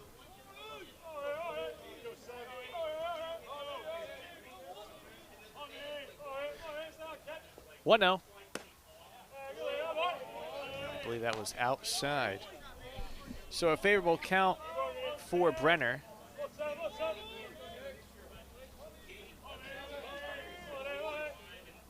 And the 2-0 scorts up the middle past the dive of Caulfield, who is shaded over behind the second base bag. He almost made a beautiful diving effort. Now batting for the Leopards, But Brenner right fielder, finds a number 8, tight hole. He's now 3 of Cashman. 3 at the plate and has a leadoff single. Look at this. Actually, third base side for Correction. Caulfield. Now at the plate for Lafayette, the right fielder number 14, Charlie Kropivka. Charlie Kropivka is now up. Kropivka grounded out to second his last time up after a pinch hit for Teddy Cashman. There'll be a throw over to first. Kropivka did indicate bunt. We'll see if he sticks with that, as Schmid is inside the grass at third. He's going to be ready to charge. And the bunt is missed. Here comes the throw with the tag applied late. DiMucci making the throw over to first. Last time a runner was on, he caught Michael Zarillo stealing 2-4. It was a brilliant throw, really a strong arm. Behind home plate by DiMucci. Again, a sign of bunt. This time pulled back on a called strike 2. So Kropivka now will probably have to swing. The 5'9", 180 sophomore not really getting much of a break in the zone there. Another throw over to first, tag applied.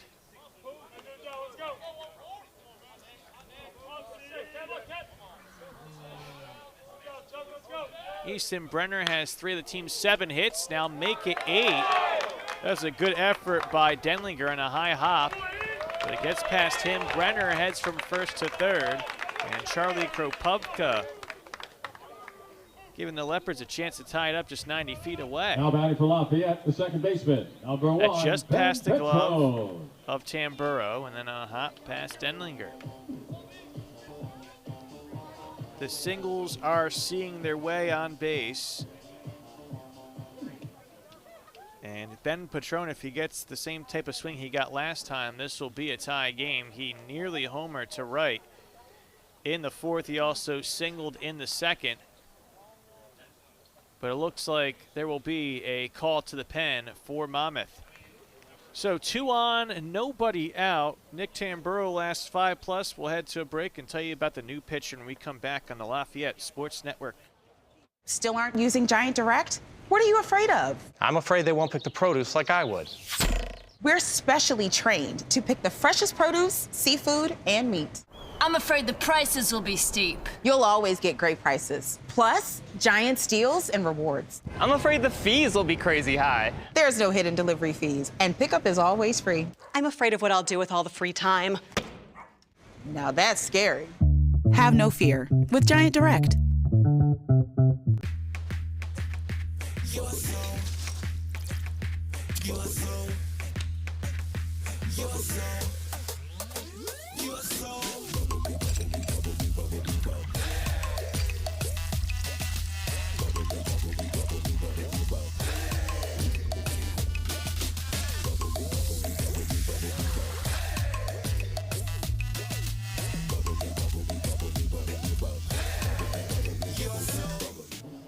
The day is over, but the book isn't closed for Nick Tamburo. He'll allow anywhere from 2 to 4 runs in 5+ innings. And what is now a 3-2 game with runners at the corners, nobody out, and a new lefty on the mound in Caden Carlin, who makes his 9th appearance of the season for Monmouth, 8th in relief. He has a 1-3 record. A 7.15 ERA over 13 1/3 innings. He's allowed 14 runs, 9 of them earned on 20 hits, 3 walks, 7 strikeouts. Batting average allowed a .385, but that statistical profile tells you ball and play. And so if you're Carlin, you want to get the ball in play here, it leads to an interesting conversation. I'm going to pose this bottom of the 6th in a 1-run game and nobody out, runners at the corners. Do you just take the 2 if it's up the middle? There's been a lot of shifting by the Monmouth field today, and that seems to be the case with the lefty Patron coming up. Let's say he sends that up the middle towards Denlinger, who's shading first base side of the second base bag. Do you step on the bag and then throw to first, or do you try to get cute and go home? Correction, number 1, Ben Patron. We'll see. It's a lefty versus lefty matchup. Also, Ethan Young on deck is a lefty, but there is a righty getting loose, perhaps as a pinch hitter. There's a pickoff attempt to first, and you kind of had Brenner also a bit off the bag at third.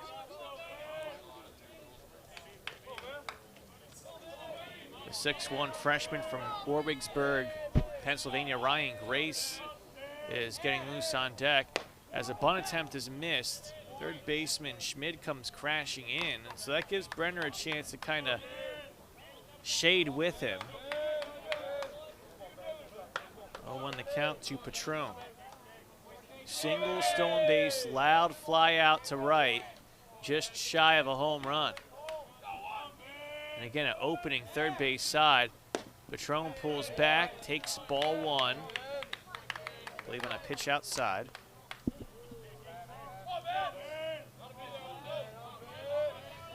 Carlin, a sophomore from Ridley Park, Pennsylvania. Working from the stretch, has a 1-1. And he'll throw over to first. That almost got high. And look, as much as you want to keep eyes on Kropovka at first, you want to make sure you get a ball over the plate here. Patron again will square to bunt, pulls back, another pitch off the mark. Believe it or not, if you load the bases, you do create a force at home with, again, a pinch hitter perhaps getting loose on deck. 2-1. Patron again will try to bunt, and he pulls back as the count goes 3-1. Little bit of gamesmanship going on here. But if you're Carlin, again, you come into the game, nobody out, 2 on, and you just got to get the ball over the plate. 3-1 is taken, I believe, low for ball 4. And so Ben Patron walks and loads the bases. It's chock full of them.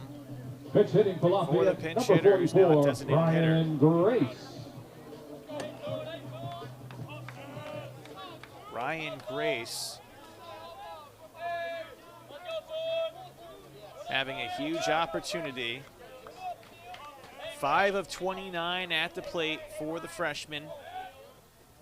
First pitch, big rip and miss.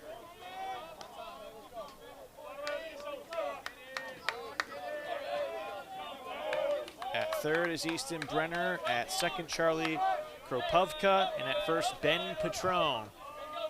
With the 0-1 count to Grace, who sends that down the right field line. It falls fair to the right field corner. This could clear it. Brenner comes in to score. Same with Kropovka. Meanwhile, Patron is waved home. He scores from first and sliding in at third with the bases clearing triple. It's Ryan Grace to make it 5-3 Leopards. How about it? Graceful placement by the freshman, pun intended. Look at this one. Couldn't lace it any better. And you see that is by about a step. In fair territory, you see a little bit of green inside the line. And now what are they discussing here? So here's a matter of fielding past the right field line over towards the Monmouth bullpen. And I think they just wanted to confirm. You see it right here. Does this end up going out of play? And it's kind of that lip where the gate's at. And not the case. It's going to stay as a bases clearing triple for the pinch hitter. What a job well done in the substitution by A.J. Miller. Meanwhile, there's going to be another pitching change for Monmouth, their third pitcher coming up in the inning. 5-3 now the Lafayette lead in the bottom of the 6th. We'll have more after this break.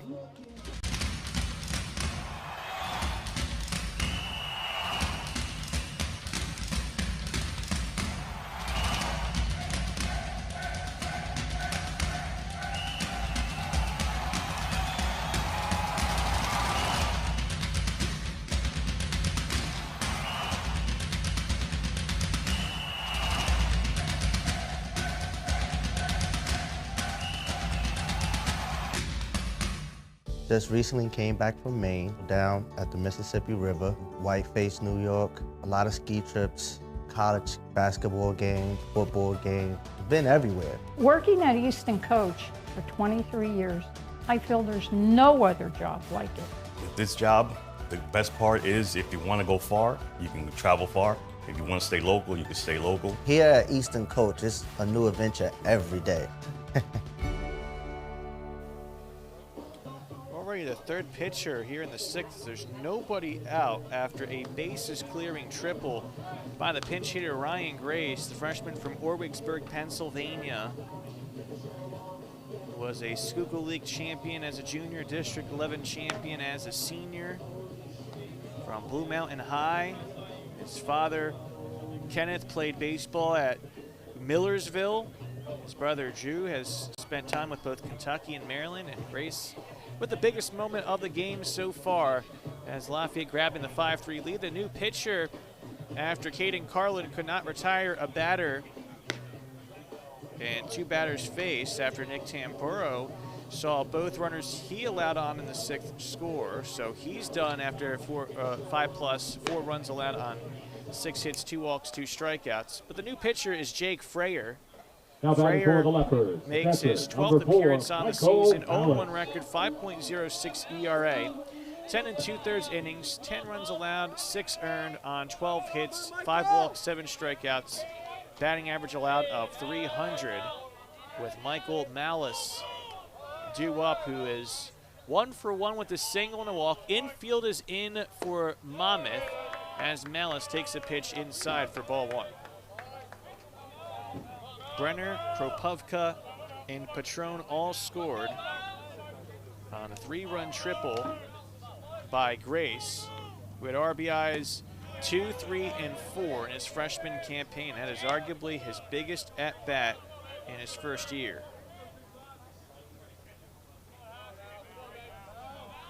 Count is 1-1 now to Malice, with Grace at third.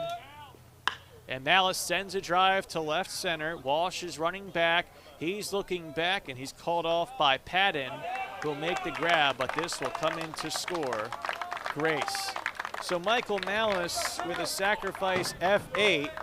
It's now a 4-run inning for Lafayette and a 6-3 lead. The shortstop, number 5, Matt Colella. Maybe a tad bit underneath it. Not quite to 365. But it gets the job done in scoring a run. Twice the Leopards have produced runs on outs. And a 4-run 6th inning with just 1 away as the lineup flips over to Matt Colella.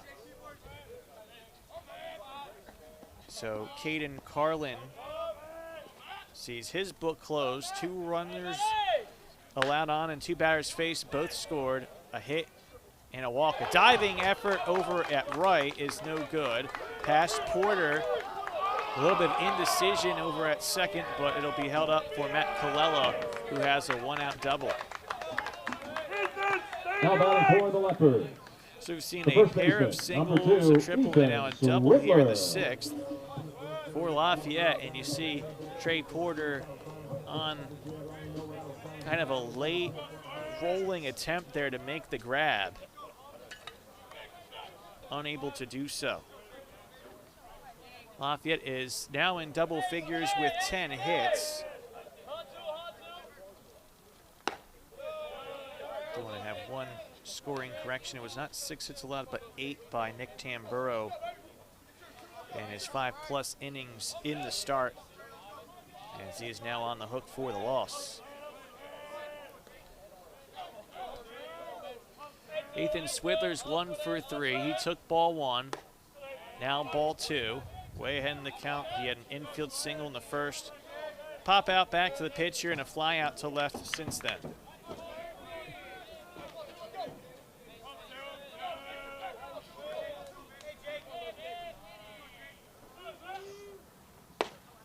He'll now take a strike from Freyer.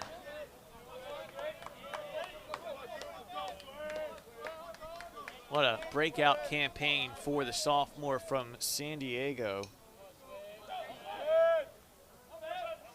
Swidler last year hit .202. Gets ahead of this one, swings and misses. The count is 2-2. And didn't particularly get hot at the plate until mid-March. And he's been cooking ever since. He'll swing and miss, though, and it's a strikeout to make it 2 away. So now 1 of 4 at the plate. Now batting for Lafayette, the third baseman, number 16. Just the third time the Leopards have struck out so far.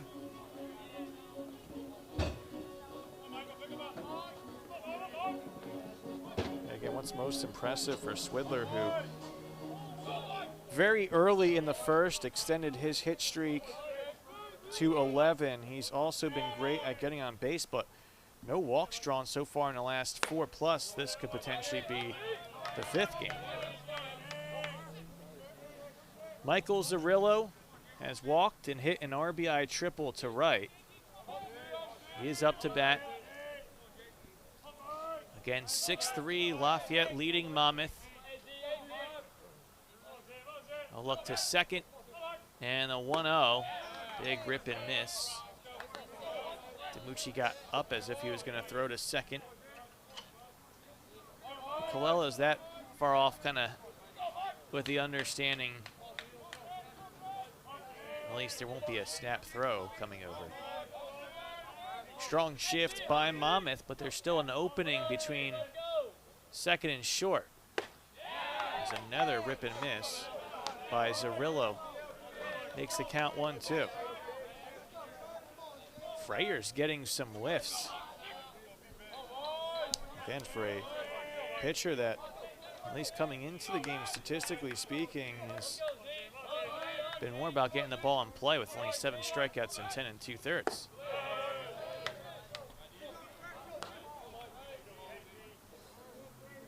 Offers a pitch low. So it's a 2-2 count coming up.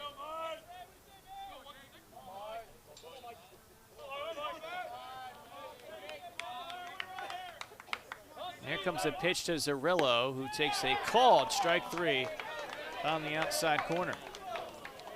So Freyer gets a few key strikeouts there in the end, but not before Lafayette plates 4 runs on 4 hits.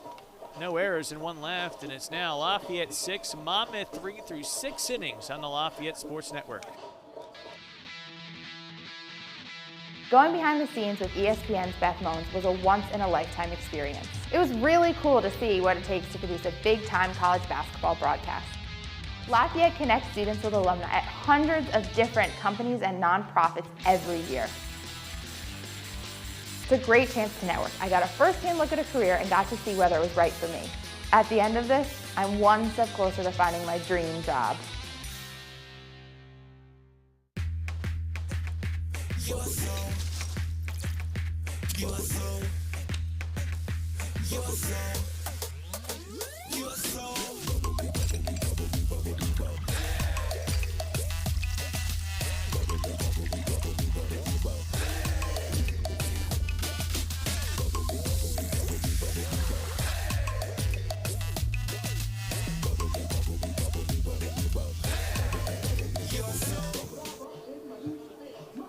Now we move to the bottom, or the top, excuse me, of the 7th inning.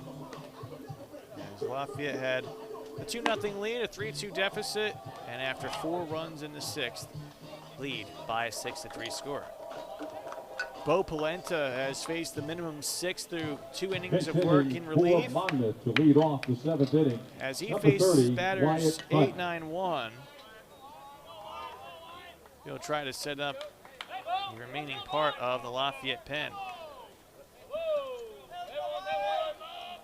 Andrew Schmid has been hit by a pitch and struck out swinging in his 2 plate appearances.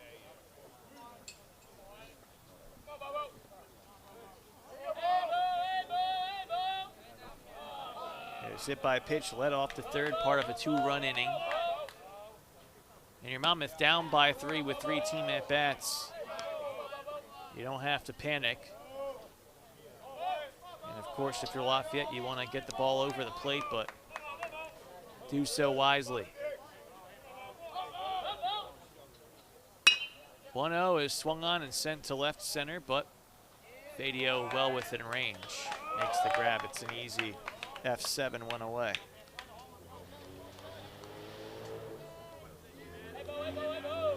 Monmouth scoring 2 runs in the 3rd, 1 in the 4th.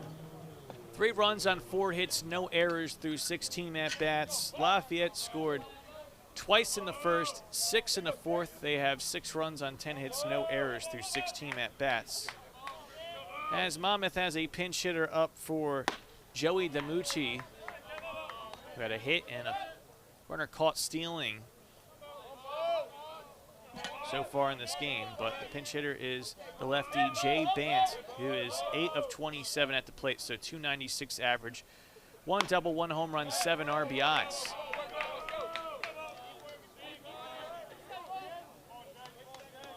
DiMucci finishing the day at the plate, 1 for 2. Bant, a junior from Wall Township, New Jersey, has quickly moved ahead in the count, 3-0.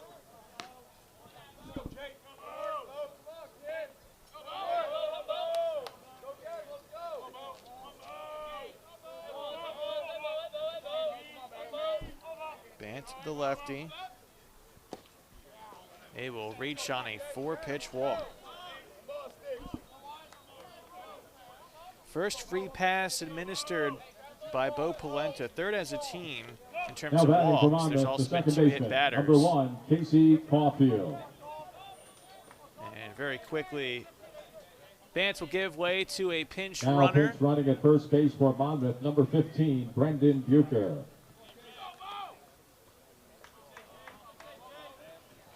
Brendan Becker, excuse me, freshman from Allentown, New Jersey. Went to Notre Dame High in Mercer County. He is going to pinch run at first and may very well be the defensive replacement at catcher. Lineup flipping over to Casey Caulfield, who took ball 1. He's walked once. Fouls this one away.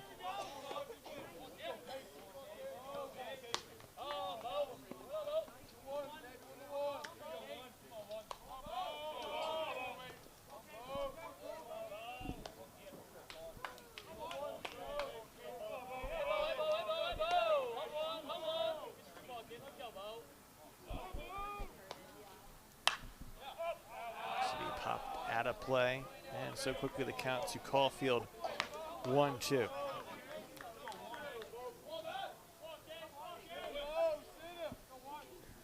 Bo Polenta trying for a strong 3rd inning of work.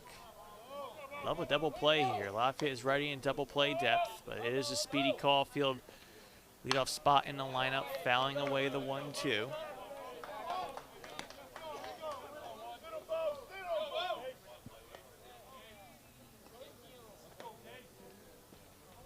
Casey Caulfield, a senior from Westchester, Pennsylvania. Had a very successful tenure for the Monmouth baseball program, but here he swings and misses. It's the 2nd strikeout for Polenta, and for Lafayette as a pitching staff, their 7th. Armstead. Drops underneath the bat for the 2nd out. James Harmstead due up. He's been hit by a pitch and flown out to center twice.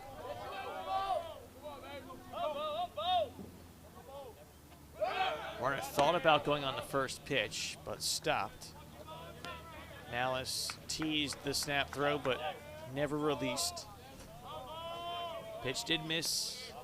Up in the zone, 1-0 the count.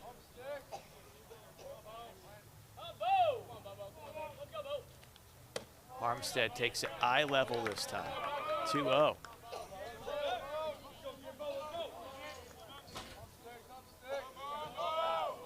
Lafayette trying to make sure they have good form for a huge weekend series, or a pair of doubleheaders to be more accurate, and Worcester on Friday and West Point on Saturday, as they get another scoreless inning from Bo Polenta.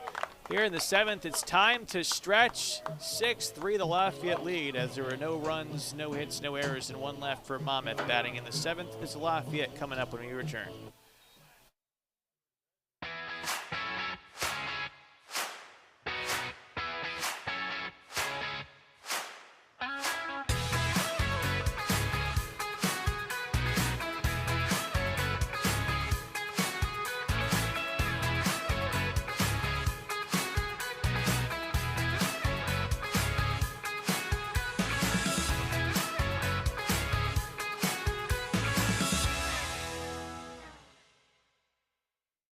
Just recently came back from Maine, down at the Mississippi River, Whiteface, New York. A lot of ski trips, college basketball games, football games.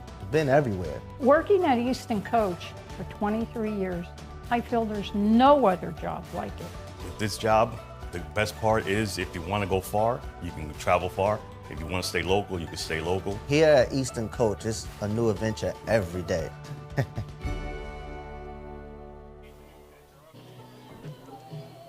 Few defensive changes as Wyatt Hunt, who actually pinch hit for Andrew Schmid to lead off the 7th. He's going to be at 3rd. So we did not get that pinch hitter mentioned, but he's defensively in at 3rd. Meanwhile, Brendan Becker, he has moved to catcher. As it's in the bottom of the 7th inning. A 6-3 Lafayette lead.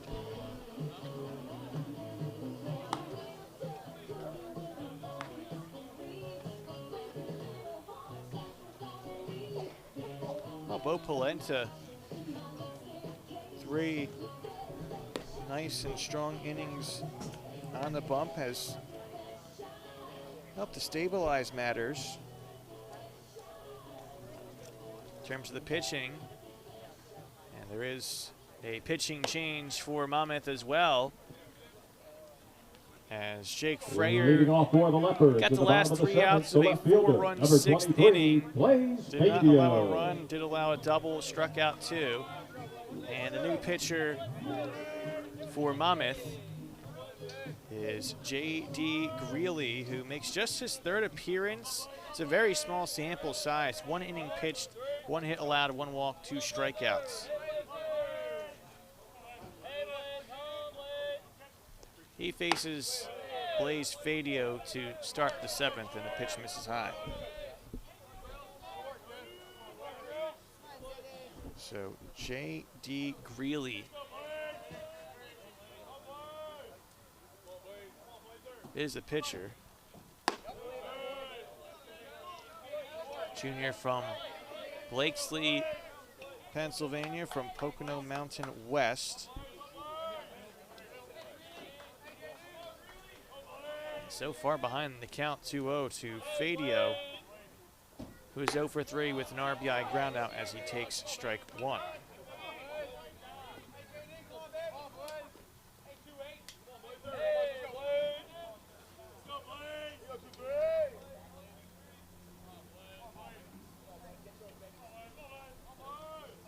Two-one. There's a swing and a drive to left. Walsh is tracking back, and he'll make the grab on the run. 2 hands against the fence to stick the landing, and there's 1 away. Now batting for Lafayette, Good play by Walsh. number 7, What Easton otherwise Brenner. would have been extra bases.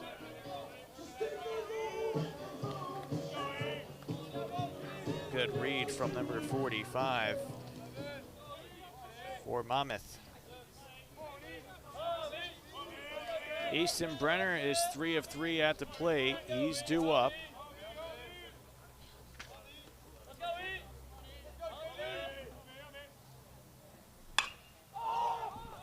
And Brenner swings at the first pitch, pops it up.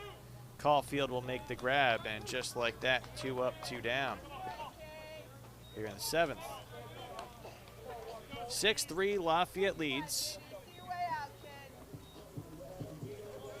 Charlie Now batting for Lafayette, the right fielder, is number due up. 14, Charlie Kropowka. Kropowka had a key single in the 6th to put runners at the corners, nobody out, and force the pitching change against Nick Tamburo.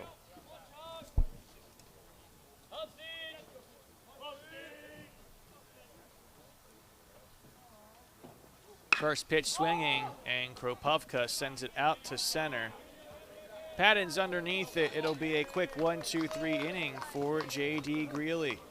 So the Leopards go down in order. They'll try to keep the 3-0 lead, with Monmouth having 2 team at-bats left to make the comeback. You are watching the Lafayette Sports Network. Dark matter makes up about 80% of the matter in the universe. And when you think about it, learning about dark matter means learning about most of the stuff that's out there. We have no idea. It's one of those fundamental unsolved questions that's lurking out there. Professor Thomas and I are taking a new approach toward the search for dark matter. The standard way of looking at dark matter is to say there's one type of particle out there, and that's the dark matter particle. What we're doing differently here is we're investigating a multi-component dark matter sector. So instead of saying that dark matter is made up of just one particle, it's really made up of a bunch of different particles. This is a theory project, and theory is going to pave the way for what we can expect to see in our direct detection experiments. We're doing something new here. To know that you're at the forefront of theoretical dark matter physics is an inspiring feeling. Pitching change as we move to the top of the 8th inning. And how about the work from Bo Polenta? 3 scoreless innings, 1 hit allowed, 1 walk, 2 strikeouts. 10 batters faced in those 3 innings. gives way to the new Lafayette pitcher. And that will be John Maluski, making his 9th appearance and he's trying to find good form here. 9 1/3 innings. There's a lot of 19 earned runs in that time.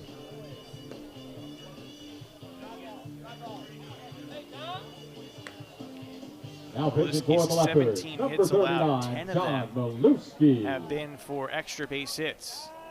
And so Maluski, who goes up against the heart of the Monmouth lineup in the top of the 8th, he has an opportunity to regulate that a bit here. A bit more of a challenging spot. Leading off for Monmouth for the top of freshman 8th, from the Framingham, shortstop, number 5, Massachusetts, by the way of Austin Belmont Hill High.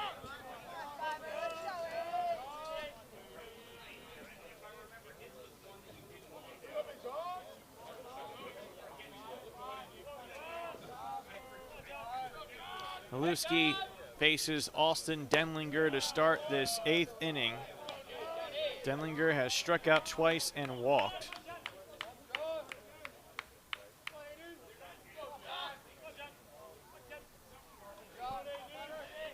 I want to go a little deeper than the stats for Maluski to see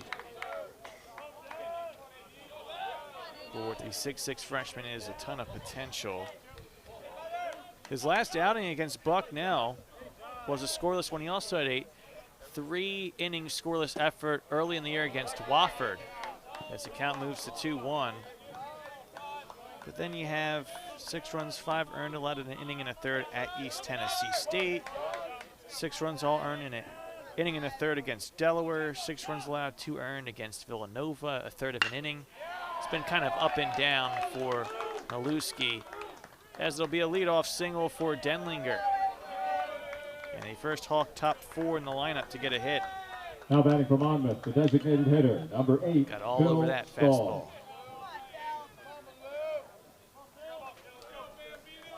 Just the 5th hit for Monmouth as a team as Phil Stahl's due up. Stahl has a sacrifice fly and a pair of groundouts.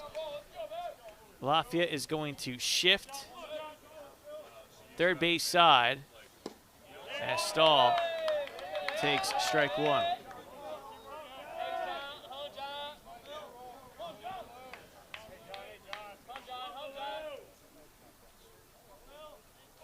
Maluski looks to first, kicks and delivers a fastball. It's swung on and sent to right center. Monmouth starting things off with back-to-back singles as Denlinger heads to third, and just like that, this game can be tied with a single swing. Now batting for Monmouth, and Trey right Porter fielder, due up. number 25, Trey Porter. Well, now you see the heart of the lineup start to wake up against the new Pard pitcher.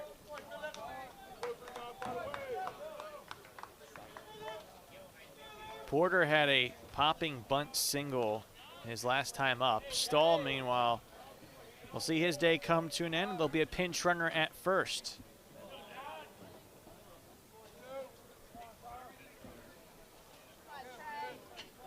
Looks like for Monmouth that is Now Matt pitch running at first base for Monmouth, number 2, Scrivanich, Matt excuse me. Scrivanich. Matt Scrivanich. Tapped foul by Porter.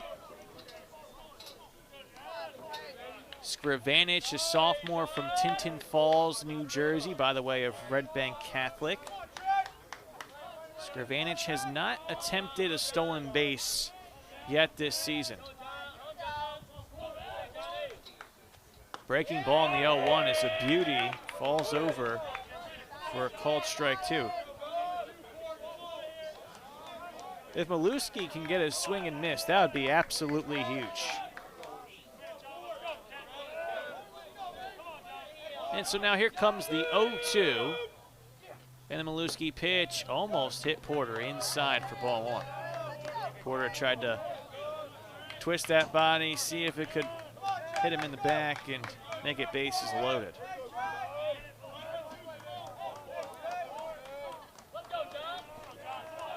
So now 1-2 the count.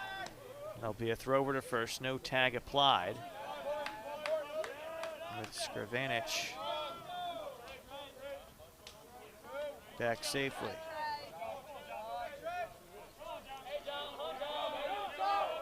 1-2. There's a swing and miss. And Maluski gets a huge K. There's one away. Third strikeout for Trey Porter. Now batting for Monmouth, the center by the fielder, Monmouth number lineup. 14, Harry Padden. Gets it low, dropping out of the zone, inside half, twists up Porter. And now Harry Padden due up. Padden, excuse me. Harry Padden, who's already homered today. This one gets away. And it's going to allow easily for Denlinger to score from third on the wild pitch by John Maluski. It's now a 2-run game, 6-4.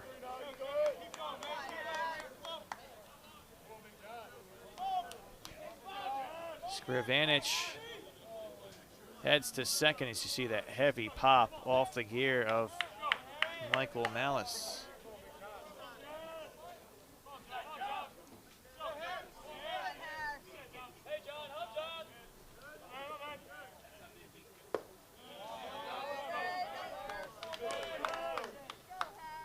All of a sudden now 2-0 the count as Maluski misses.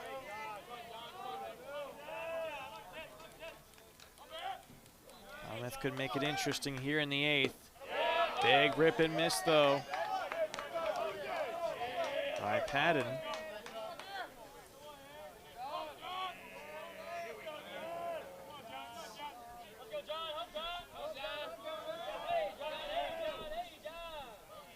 Harry Padden, the senior from Pittsgrove, New Jersey, awaits the 2-1, sends it over past the dive at third. It's past Cirillo. Rounding third, coming home to score will be the pinch runner Skrivanich. Meanwhile, at first with an RBI single, Harry Padden has made this a 1-run game. Now batting for Monmouth, the left fielder, number 45, Chris Walsh. And for a righty, not too often you're going to see that get past the third baseman. But for Padden, who did not get the start, had to come on due to an injury in right to Eric Sabato. And he's had good production today.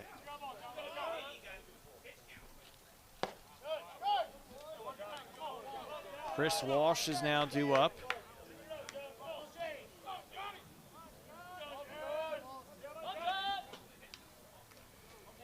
Walsh 1 for 3 at the plate so far. Lafayette is at double play depth. Walsh swings and misses at the 1-0.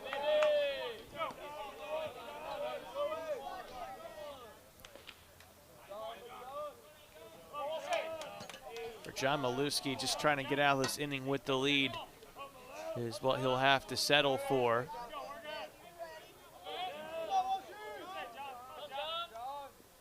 See if that's the case. Snap throw goes to first, tag applied, but not in time as Padden is back. Pitch miss off the mark, by the way, so the count is 2-1. Lafayette will have the bottom 3 of the lineup due in the bottom of the 8th. Beginning with Ben Patron. Runner goes. Here comes a throw from Malice. It will be not in time. Just getting in there safely is Padden, who again is dangerous on the base path. He's now 11 of 12 stealing this season. It's a good throw, all said. Padden just got there in time.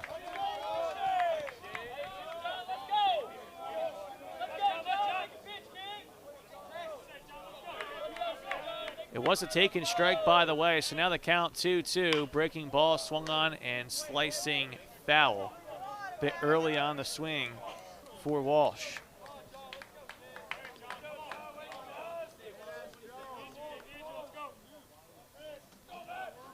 How will A.J. Miller handle things after this at bat? Will it be with the lead, or will Walsh tie things up here? 2-2 the count. Here comes the pitch. It's swung on and sent out to center. Brenner tracking back. He'll make the catch on the run. Stumbling to collect his feet. No advancement, though, as Padden stays at second. Chris Walsh gave it a ride, but there's now 2 away.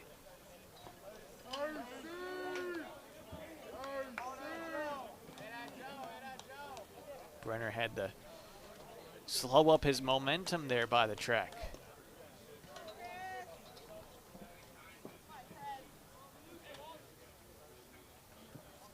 Now pinch hitting for Monmouth, number 9, Chris Andrews.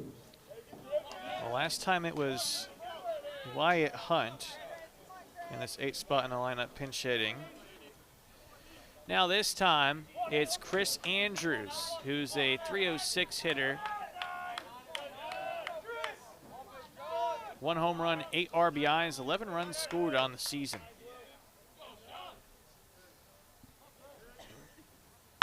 First pitch swinging. This is driven down the left field line. And that will fall just foul over the left field corner wall. A little bit tough to see, both from our home plate cam and up here in the booth in the press box. But Andrews almost grabbed the lead.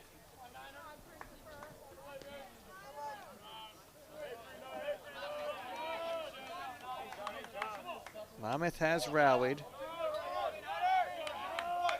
from 6-3 to 6-5. 0-1. I believe it dropped low.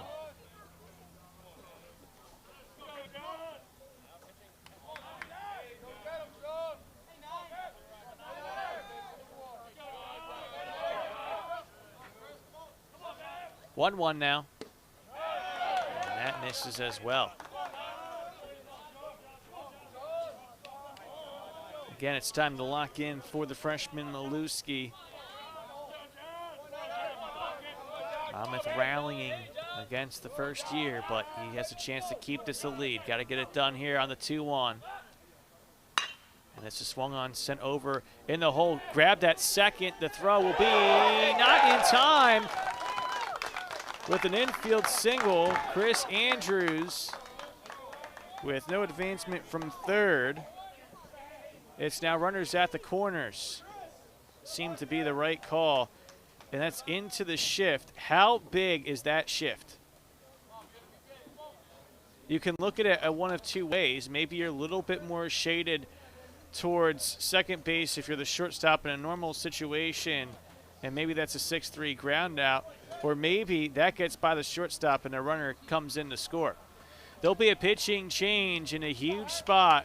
Runners at the corners, 2 outs, and a 1-run game, top 8. We'll talk about the pitching change when we come back on the Lafayette Sports Network.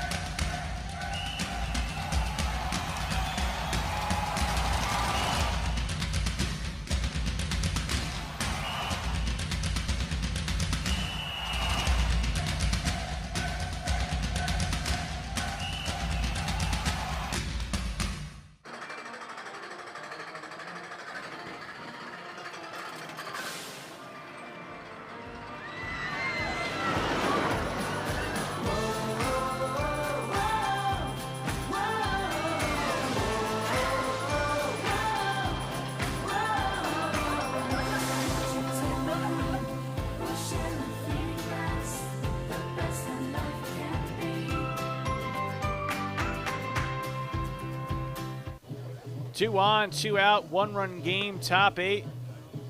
And the new pitcher for Lafayette will be the right-hander from Bay Harbor Islands, Florida, 6'3", 210 righty, Mason Kozwara.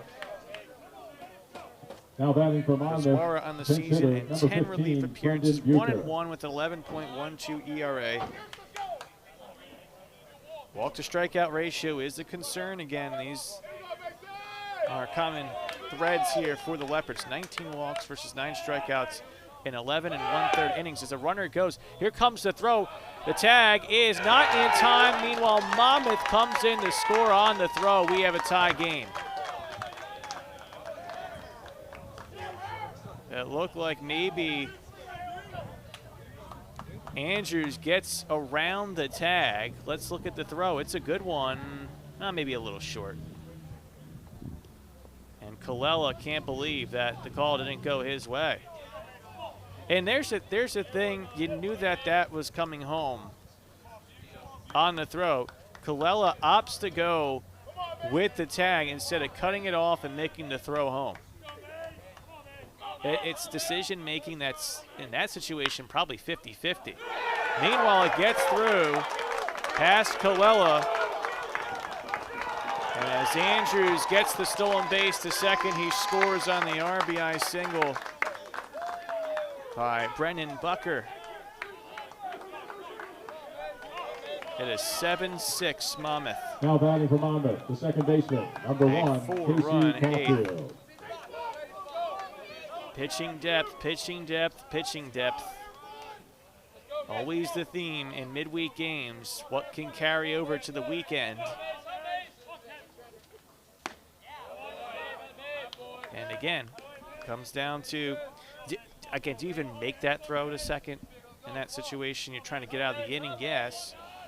Do you trust the pitcher? Those are some of the tough decisions that you have to make. If this doesn't work out in your favor here, Malice will make the grab. But all said, Monmouth has grabbed the lead. They get 4 runs on 5 hits. It is now a 7-6 Hawk lead. Bottom 8 when we come back.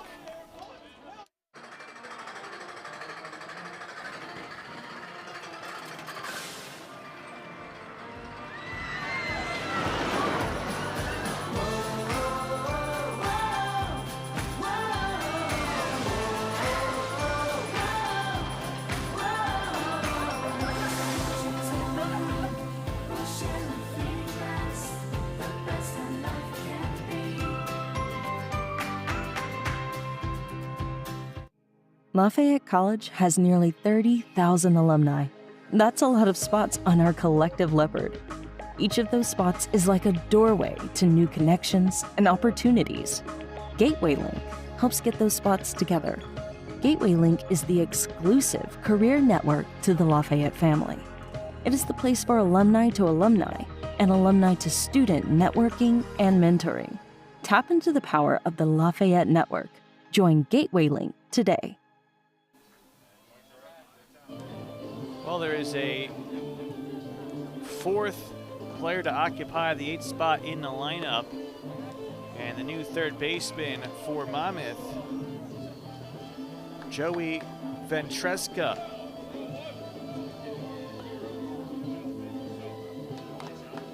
Meanwhile, the new pitcher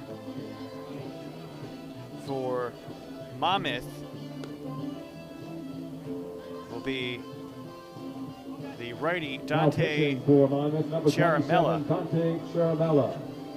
On the year, Charamella making his 11th appearance, is 0-3, 9.15 ERA, 20 runs allowed, all earned on 22 hits, 19 2/3 innings, 18 walks, 16 strikeouts, bottom 3 of the Lafayette lineup too. After 4 in the 6th for the Leopards, 4 in the 8th for Monmouth on a game that's going back and forth.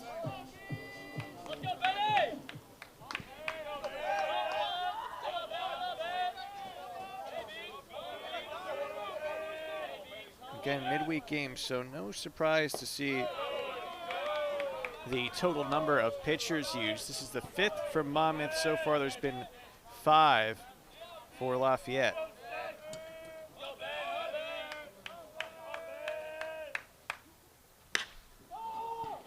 Patron sends it out to left.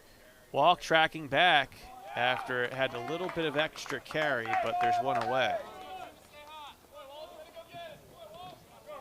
Now batting for the Leopards, the designated hitter, number 44, Ryan Grace. Ryan Grace had that huge bases clearing triple in the 6th. He's due up with 1 out in the 8th. The new designated hitter. Might have got a foul tip, but it's 0-1.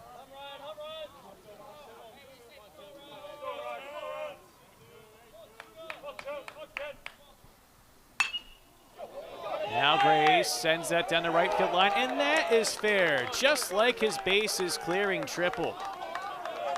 This time it'll be a double, and there is the game-tying run in scoring position here in the 8th with Michael Malice due up. Might that be a little bit of a preview of what's to come this weekend as the freshman seeing the ball well today? Both opposite field.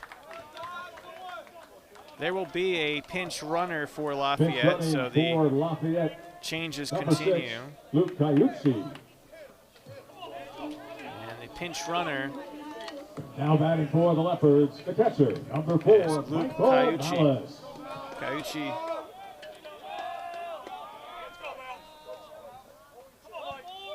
has pretty good experience at the plate. 30th appearance overall on the season, 9th in relief. As a lineup, the 9th spot with Michael Malice. Walk, single, sacrifice fly, fouls this one back after a first pitch strike from Sharamella.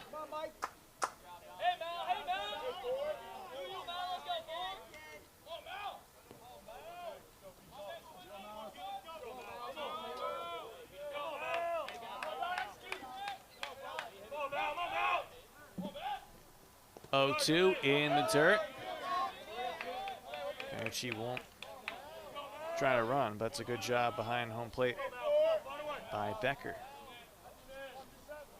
who has what stands right now as the go-ahead RBI. But Malice has a chance with a runner in scoring position. The count is 1-2. Sharamella looks to second. And the pitch, breaking ball called, strike 3, inside corner. Malice goes down gawking and in a huge spot. Now batting for the Leopards, Timely the plays shortstop, number 5, not happening right now for the Leopards. Colella. The double steal, the base hit allowed with 2 outs, and now a taken strike 3, not protecting the plate. It means all the pressure on Matt Colella. And he will try to get the jump in to tie it up. Here in the bottom of the 8th. Not a breaking ball this time. Strike. Make the count 0-1.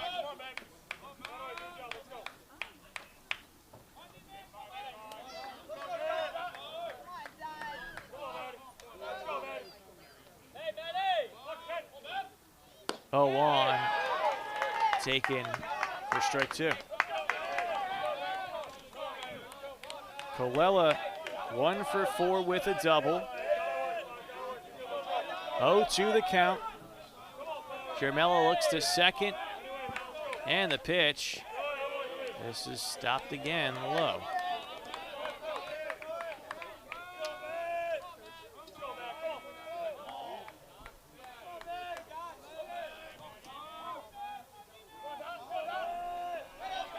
Make it a 1-2. And the pitch. Fastball swung on and sent out to left center. Porter on his horse settles underneath and makes the grab. And the inning comes to an end. So Ryan Grace with a 1-out double, but the Leopards can't bring the pinch runner Luke Cayucci home. Now we move to the 9th. It is a 7-6 Monmouth lead. Going behind the scenes with ESPN's Beth Moens was a once-in-a-lifetime experience. It was really cool to see what it takes to produce a big-time college basketball broadcast. Lafayette connects students with alumni at hundreds of different companies and nonprofits every year. It's a great chance to network. I got a first-hand look at a career and got to see whether it was right for me. At the end of this, I'm one step closer to finding my dream job.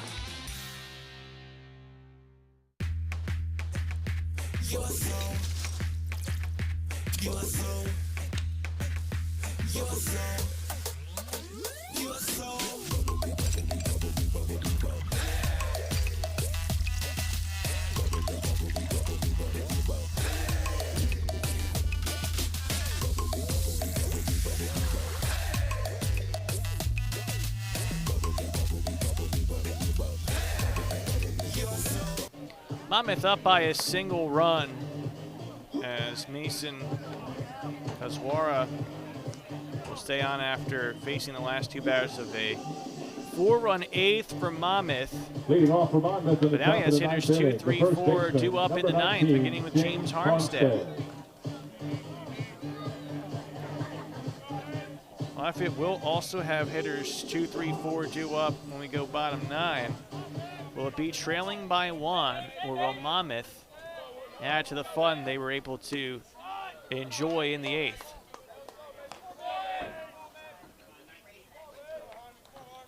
Bo Polenta looked the best of what so far 5 Lafayette pitchers. Armstead quickly ahead in the count 2-0.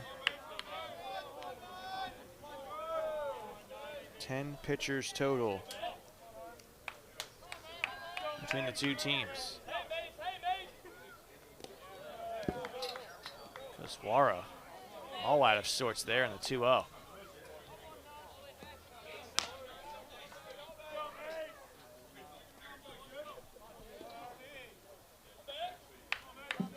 So a huge favorable count for the Monmouth first baseman.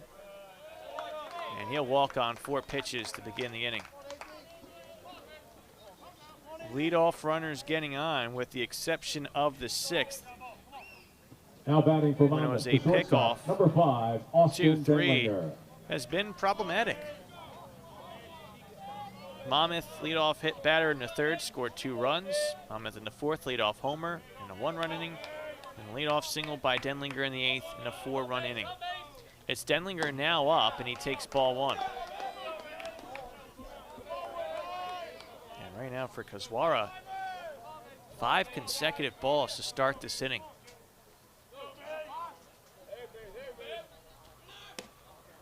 Make it 6. Again, walks haven't been a huge issue today, but that's been the case for the season.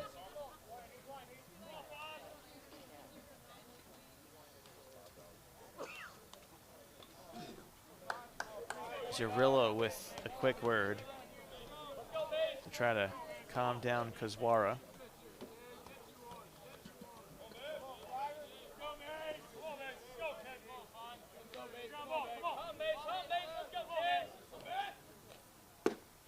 That time much better.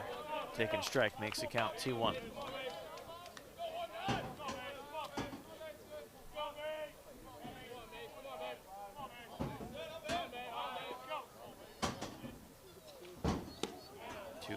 Low and away. And so all of a sudden the danger of putting the first 2 runners on without the ball in play. Denlinger has singled and walked. The walk scored a run. Now a taken strike makes the count full. Huge pitch coming up in the top of the 9th.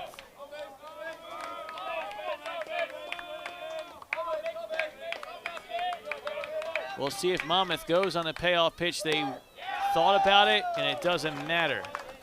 It's ball 4.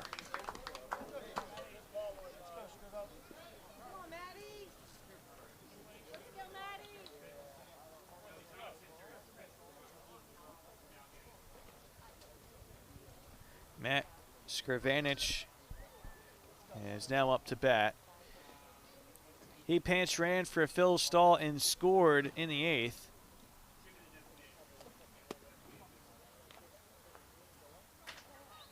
Scrivanich, mentioned earlier,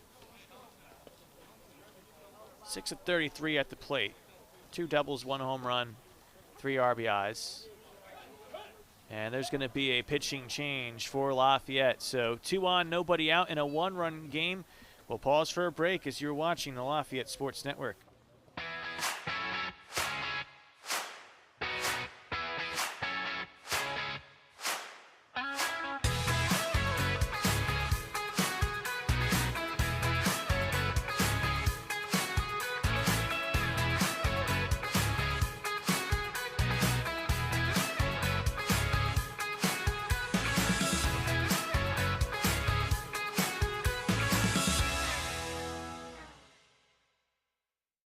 Just recently came back from Maine, down at the Mississippi River, Whiteface, New York, a lot of ski trips, college basketball games, football games, been everywhere. Working at Easton Coach for 23 years, I feel there's no other job like it. With this job, the best part is if you want to go far, you can travel far. If you want to stay local, you can stay local. Here at Eastern Coach, it's a new adventure every day. A multi-runner inherited situation for the new Lafayette pitcher, and that will be Mike Romano, who's now the 6th arm for the Leopards. We saw a 6-3 lead go by the wayside in the 8th, now trailing by 1 in the 9th, try to keep it there. And Romano will try to handle business. The junior from Spring City, Pennsylvania, who began his career at Division III DeSales. Romano on the season 0-4, 14th appearance, 9th in relief.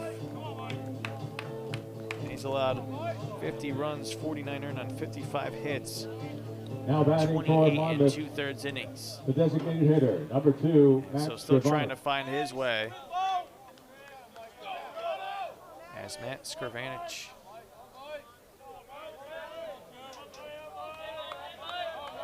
is up to bat here. Skrvanich puts down a nice bunt. Romano has to double pump. He still has to throw. No, it's wide. And it's overturned to an out, as Matt Chris might have had a better look than Mike Williams on potential out of the lane on the runner.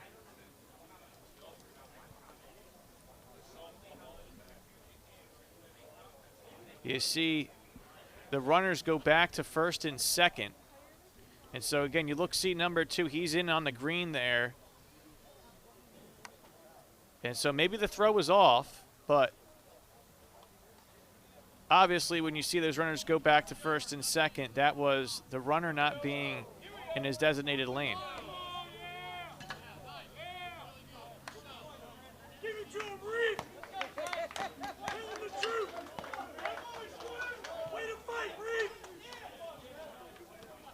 That's a huge play. That is absolutely huge. The right fielder, number 25, Trey Porter. At the least, want to get 2 runners in the scoring position for the first out. And instead, it stays runners at first and second. So Trey Porter due up. That's a costly mistake by Matt Skrvanich.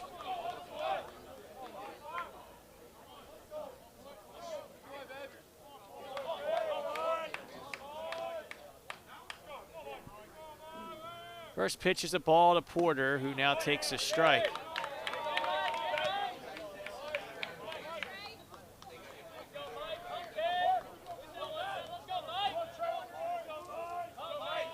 I think that counts as 2 unassisted on the interference from Skrvanich. Porter, meanwhile, has taken strike 2. And so 1-2 the count from Mike Romano, who will get the 4th strikeout for Trey Porter. He has a bunt single, but also now a golden sombrero.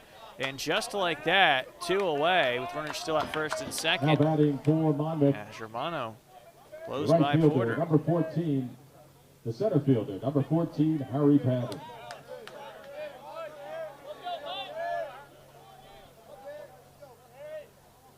Harry Patton was a huge part of that double steal, which tied the game. His last time up, he also stole second after an RBI single in the 8th. So Patton's been huge again. He wasn't even slated to start. Eric Sabato suffered an injury in the bottom of the 1st in right field. Patton came on in center. Trey Porter moved from center to right. Patton had a solo shot in the 4th. And the game-tying run scored on the double steal in the 8th. 1-1 the count as Romano misses low and away. 7-6, Monmouth leads. Runners at first and second, a 2-1 count and 2 outs in the top of the 9th.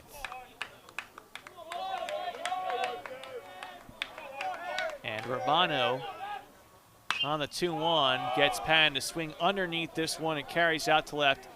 Fadio settles underneath, working through the sun and shadows. Secures the final out, and 3 big retired by Mike Romano in relief of Mason Kazwara. Means that we head to the bottom of the 9th in a 1-run game. Monmouth 7, Lafayette 6 with Ethan Swidler, Michael Zarillo, and Blaze Fadio due up.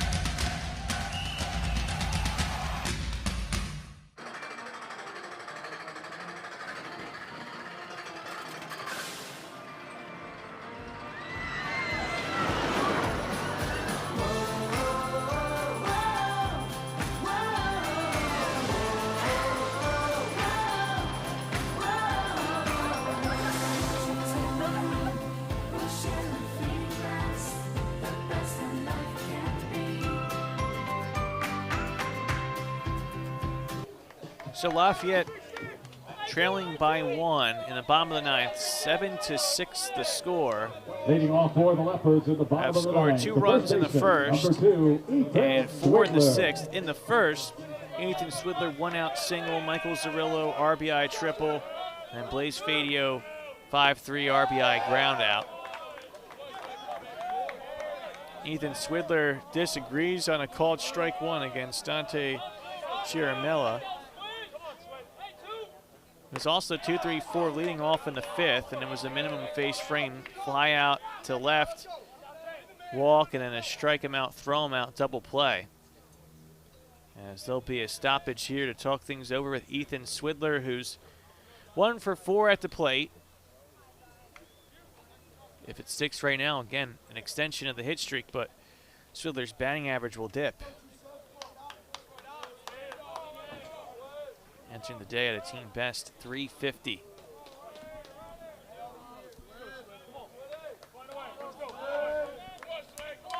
Dante Chiaramella allowed a 1-out double in the 8th against Ryan Grace.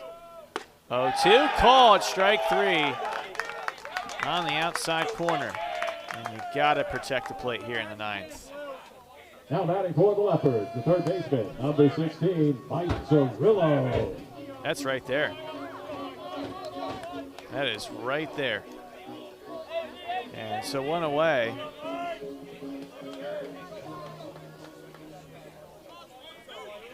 Michael Zarillo now up. And Zarillo fouls away the first pitch. Monmouth will run out of room.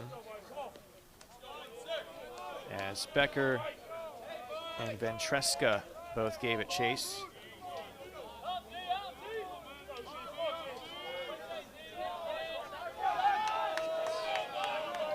Oh, 1 the count.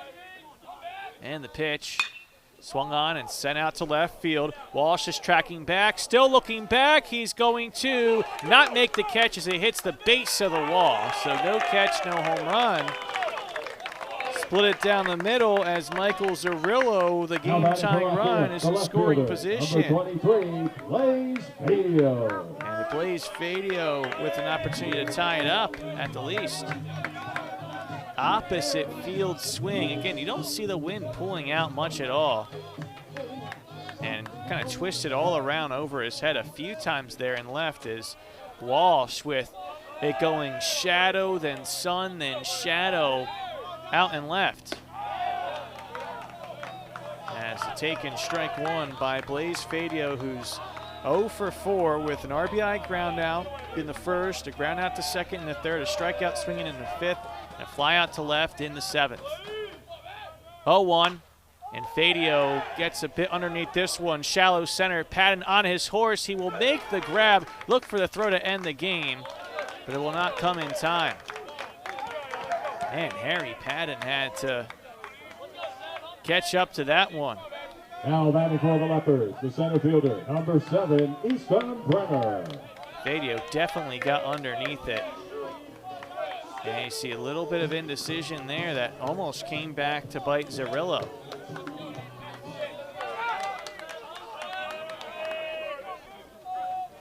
Easton Brenner is due up, but before that there will be a timeout, and we'll see if Monmouth is going to go with the pitching change with Lafayette down to its final out. I'm sure Dante Chiaramella is going to lobby to stay in this game. At the same time, you have to imagine this is a little bit of not just assuring the pitcher, let's finish the game, but if Lafayette ties it up with Easton Brenner due up, you give a little bit more time for the relievers to get their warm-up pitches in if you have to, in a tie game, go to a pitching change. Brenner is 3 for 4, 3 singles, including one between second and short, third base side. Right now, Casey Caulfield is on the third base side at second as Brenner takes strike one.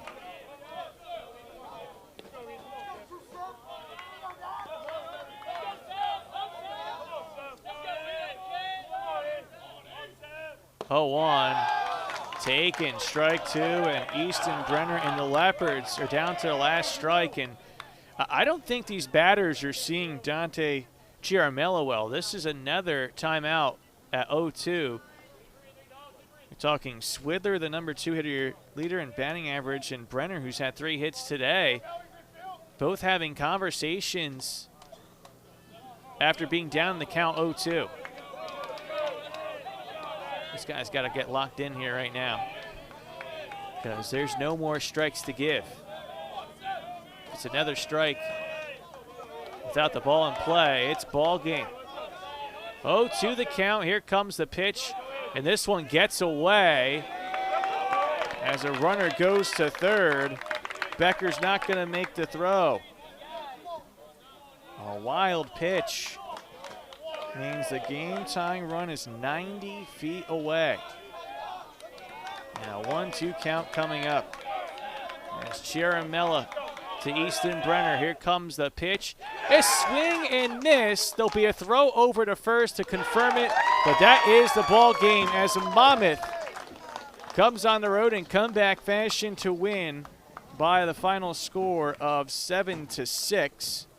And with the victory, Monmouth gets win number 14 on the season. They're 14-24. Lafayette 14-32 on the season. As you see the confirmation on the strikeout. 3-2 Monmouth with 7 runs on 9 hits. And the Hawks committed no errors. And in total, Monmouth left 8 on base, including 4 in scoring position. The winning pitcher in relief is J.D. Greeley, and just his 3rd outing of the season. He goes to 1-0 on the year. Meanwhile, the save from Dante Chiaramella, and that marks his first save of the year.